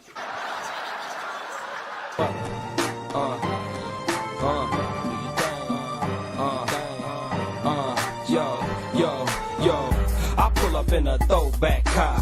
Gray 7-8 with the top that's hard. I'm finna paint it back, send it on black tires. Fuck a backseat to get its own backyard. Niggas act hard, try to put a Mac card. Stunt in front of they dame, they playing back far. Cause they get their ass kicked in front of their chick. And the niggas that they was with dip. Ain't that a bitch?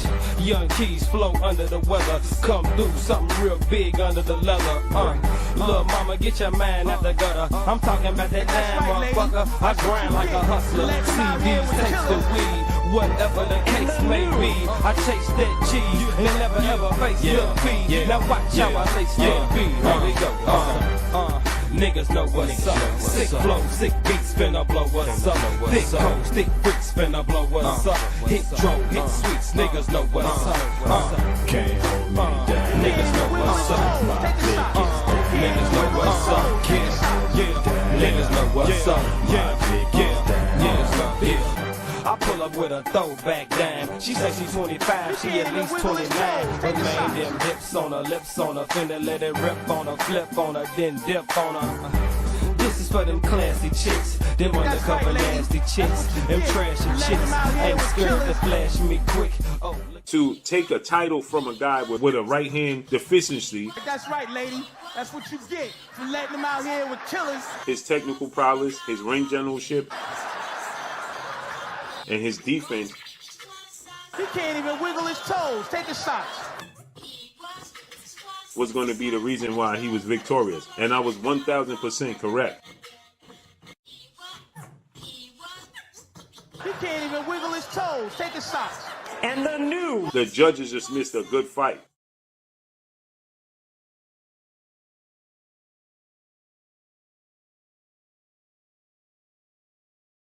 she thick, I can't let you pass me, miss.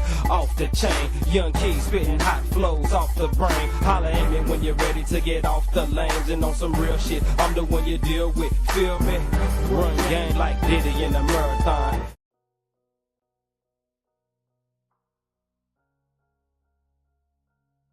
Man, y'all still in here, man? Y'all still in here, man? I like the song. Thank you. I appreciate that, Ryan. You like? Yes, my big homie, man, Keys, man. Rest in peace, bro. Big homie, rest in peace, man. The big homie, man. He recorded that song probably. This was years ago, man. It's a few years ago, man. That was one of his biggest songs, man. I wish that he had some bigger hits, but that song should have popped bigger than it did. That was one of his dopest songs right there. Definitely, man. I appreciate everybody for coming through, man. It's been a great live. Last night was awesome, man. Thank you, everybody who dropped the chat. Thanks you, everybody who hit the like button. Definitely trying to go live every day when as long as it's possible. So I'll try to be back on here tomorrow around 7:30, 8, 9, sometime somewhere in that time frame.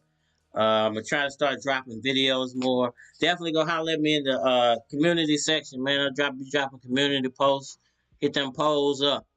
You can follow me on Instagram, my Facebook, Cardinal Red, everything. Cardinal Red does it all on all platforms. So, holler at me over there, man. Might catch me over there.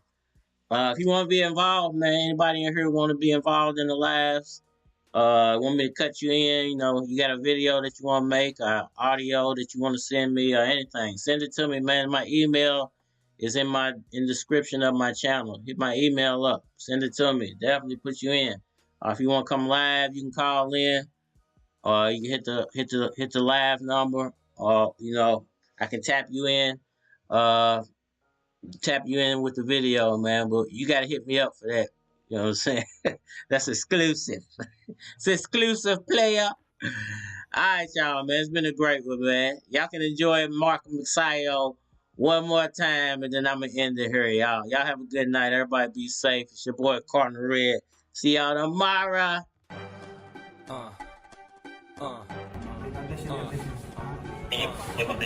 And the challenger weighs in at 125 1/2 pounds. Mark Magnifico Magsayo. That's right, lady. That's what you get. Letting him out here with killers. That's right, lady. That's what you get. Letting him out here with killers. He can't even wiggle his toes. Take a shot. He can't even wiggle his toes. Take a shot. That's right, lady. gonna go Let him out here with chillers. Line them up. Gary Russell Jr. I thought that Gary Russell clearly won this fight. That's right, lady. That's what you get for letting him out here with chillers. I thought that Gary Russell clearly won this fight. He can't even wiggle his toes. Take a shot. Gary Russell, he suffered a arm injury. Gary Russell, he suffered a arm injury. That's right, lady. That's what you get for letting him out here with chillers. It was a clear case where, it seems like everybody wanted Mark Magsayo to win the fight.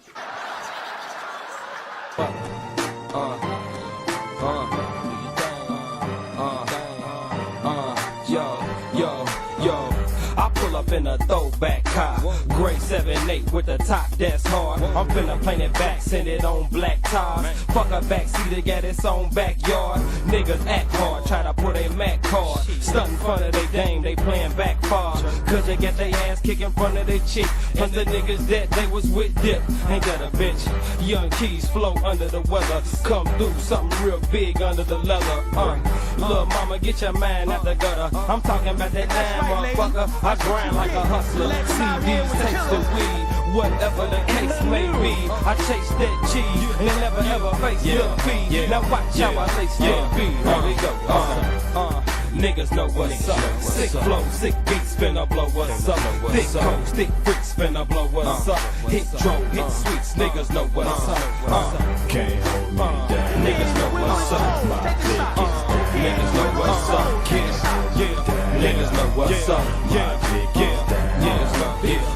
I pull up with a throwback dime. She say she's 25, she at least 29. But man, them hips on her, lips on her, finna let it rip on her, flip on her, then dip on her. This is for them classy chicks, them undercover nasty chicks, them trashy chicks. Ain't scared to flash me quick. Oh. To take a title from a guy with a right hand deficiency. That's right, lady. That's what you get for letting him out here with chillers. His technical prowess, his ring generalship, and his defense. He can't even wiggle his toes. Take a shot. Was going to be the reason why he was victorious. And I was 1,000% correct. He can't even wiggle his toes. Take a shot. And The judges just missed a good fight.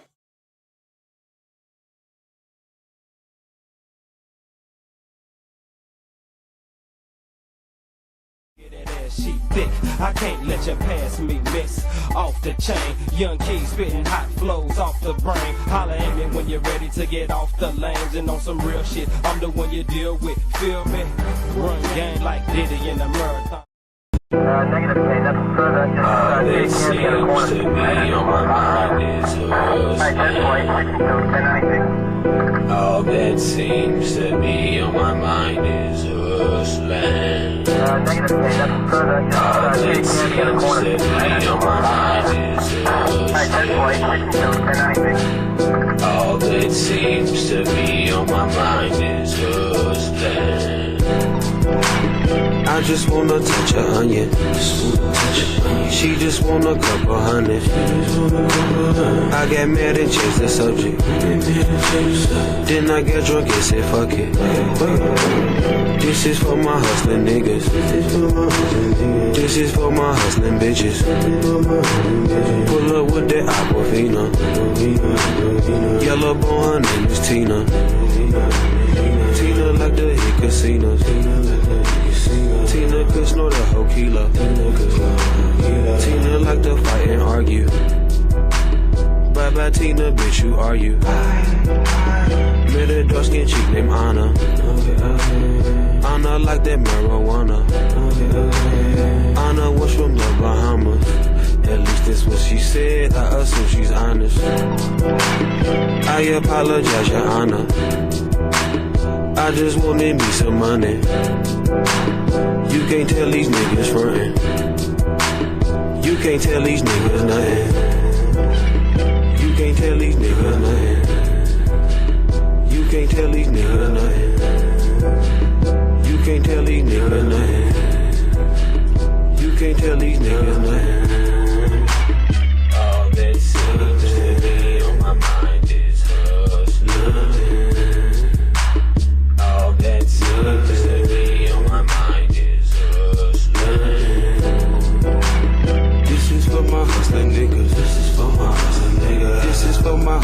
bitches.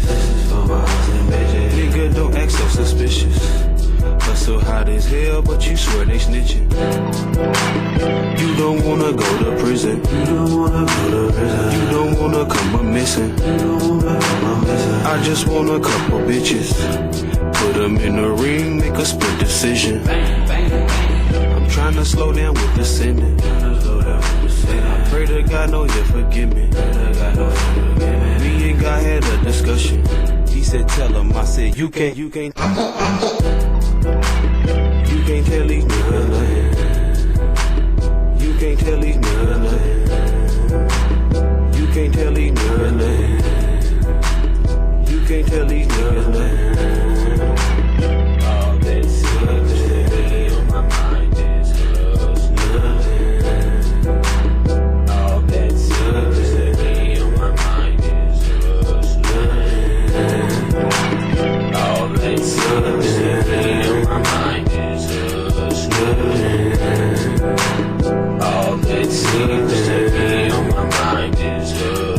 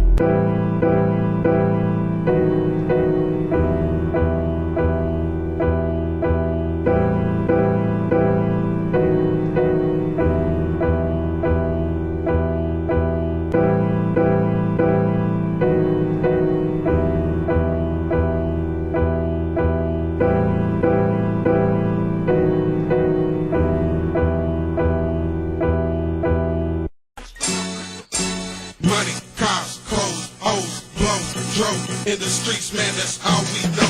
Get money on the late nights till we all get dope. The feds are riding in the daytime so we all get low. Yo, they trying to stop our show, stop us from copping home. Lock us down, ship us out, they really trying to stop our show. Go touch the pole, the baggers can't stop my road. 6 or 8, 7, 11, watch me knock the boat. I lock it low like popping glow. Clean the streets of profit mode. Cop your head and cop your mo. Trust it to the top we go. Homie, spark one in your heat.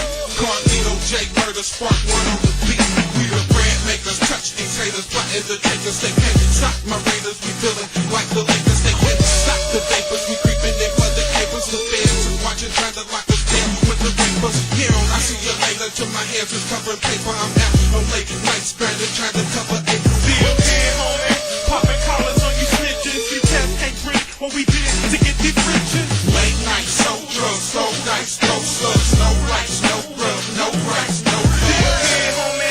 Popping collars on you snitches. You test can't drink what we did to get these riches. Late night, sold drugs, no dice, no slugs, no lights, no rub, no rights, no Street soldier, plenty soda, chop always blowing.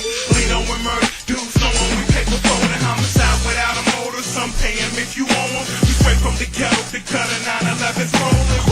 Cigarillos, everybody blowing stolen. 85% of the time you kill 'em, you bound to know 'em. So be careful where you show 'em, play your role like Odom. Cause homies be tripping when you're pitching like Nolan. Get the one, hit a quitter, jigger, freeze 'em like a pitcher. In my project, good and homies switching my position efficient. Trying to make a million while you dudes tripping. Cutting in the fees, too much soda while you mixing. Make it smooth the fishes, or how you ripping current vicious. I'm grimy and malicious, dudes trying to take my position. On the caddy, new edition, gotta grind with intuition. Keep my secrets the deepest, stack my paper, complete the mission. Still here, homie, popping collars on you snitches. You test can't drink what we did to get these riches. Late night, sold drugs, sold dice, no slugs, no lights, no rub, no rights, no Still here, homie, popping collars on you snitches. You test can't drink what we did to get these riches. Late night, sold drugs, no dice, no slugs, no lights, no rub, no rights, no Please don't get us started on the low. Just a couple counts, we nearly the party. Wet that we carded, we out scraping the market. Y'all lane, y'all better park at the top. It's what we target. Cause these dudes low, so we hit 'em like purple throat. Hooked up with the cousins,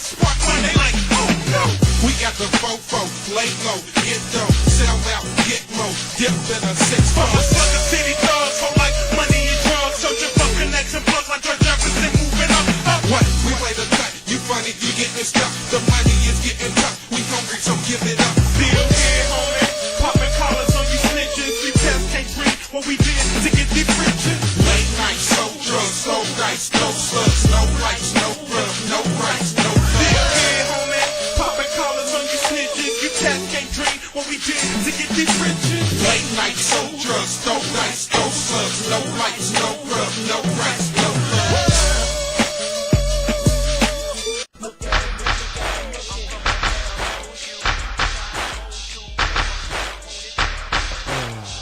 It's your boy Louis Keys, one wheel on the track. Skinny, what's up? Check it. They love. Cause my mama ain't home. I got bitches in the living room getting it on. Bitches in the living room getting it on. Bitches in the living room getting it on. They ain't leaving till 6 in the morning. They ain't leaving till 6 in the morning. They ain't leaving till 6 in the morning. They ain't leaving till 6 in the morning. They ain't leaving. I got a bottle of the clear, a bottle of the yak, a box of the blunts, a box of the blacks. My dude came through with a few of them sacks. All I need now is a few of them rats. Me and Slugs hopped off in the Caprice, riding up Market, trying to find a few freaks. Told Shorty we can watch some DVDs, baby. You ain't never seen that Louis Key street credit. Now we chillin' on the couch. Shorty got a little liquor spillin' on the blouse. Dub V brought a few thizzles in the house. Now none of the bras will shut they mouth. Turn up the music to drown them out. Cause I ain't tryna hear how you down and out. Took little mama down in the cellar. Said if I keep it low, she'll get me together. Bitches in the living room getting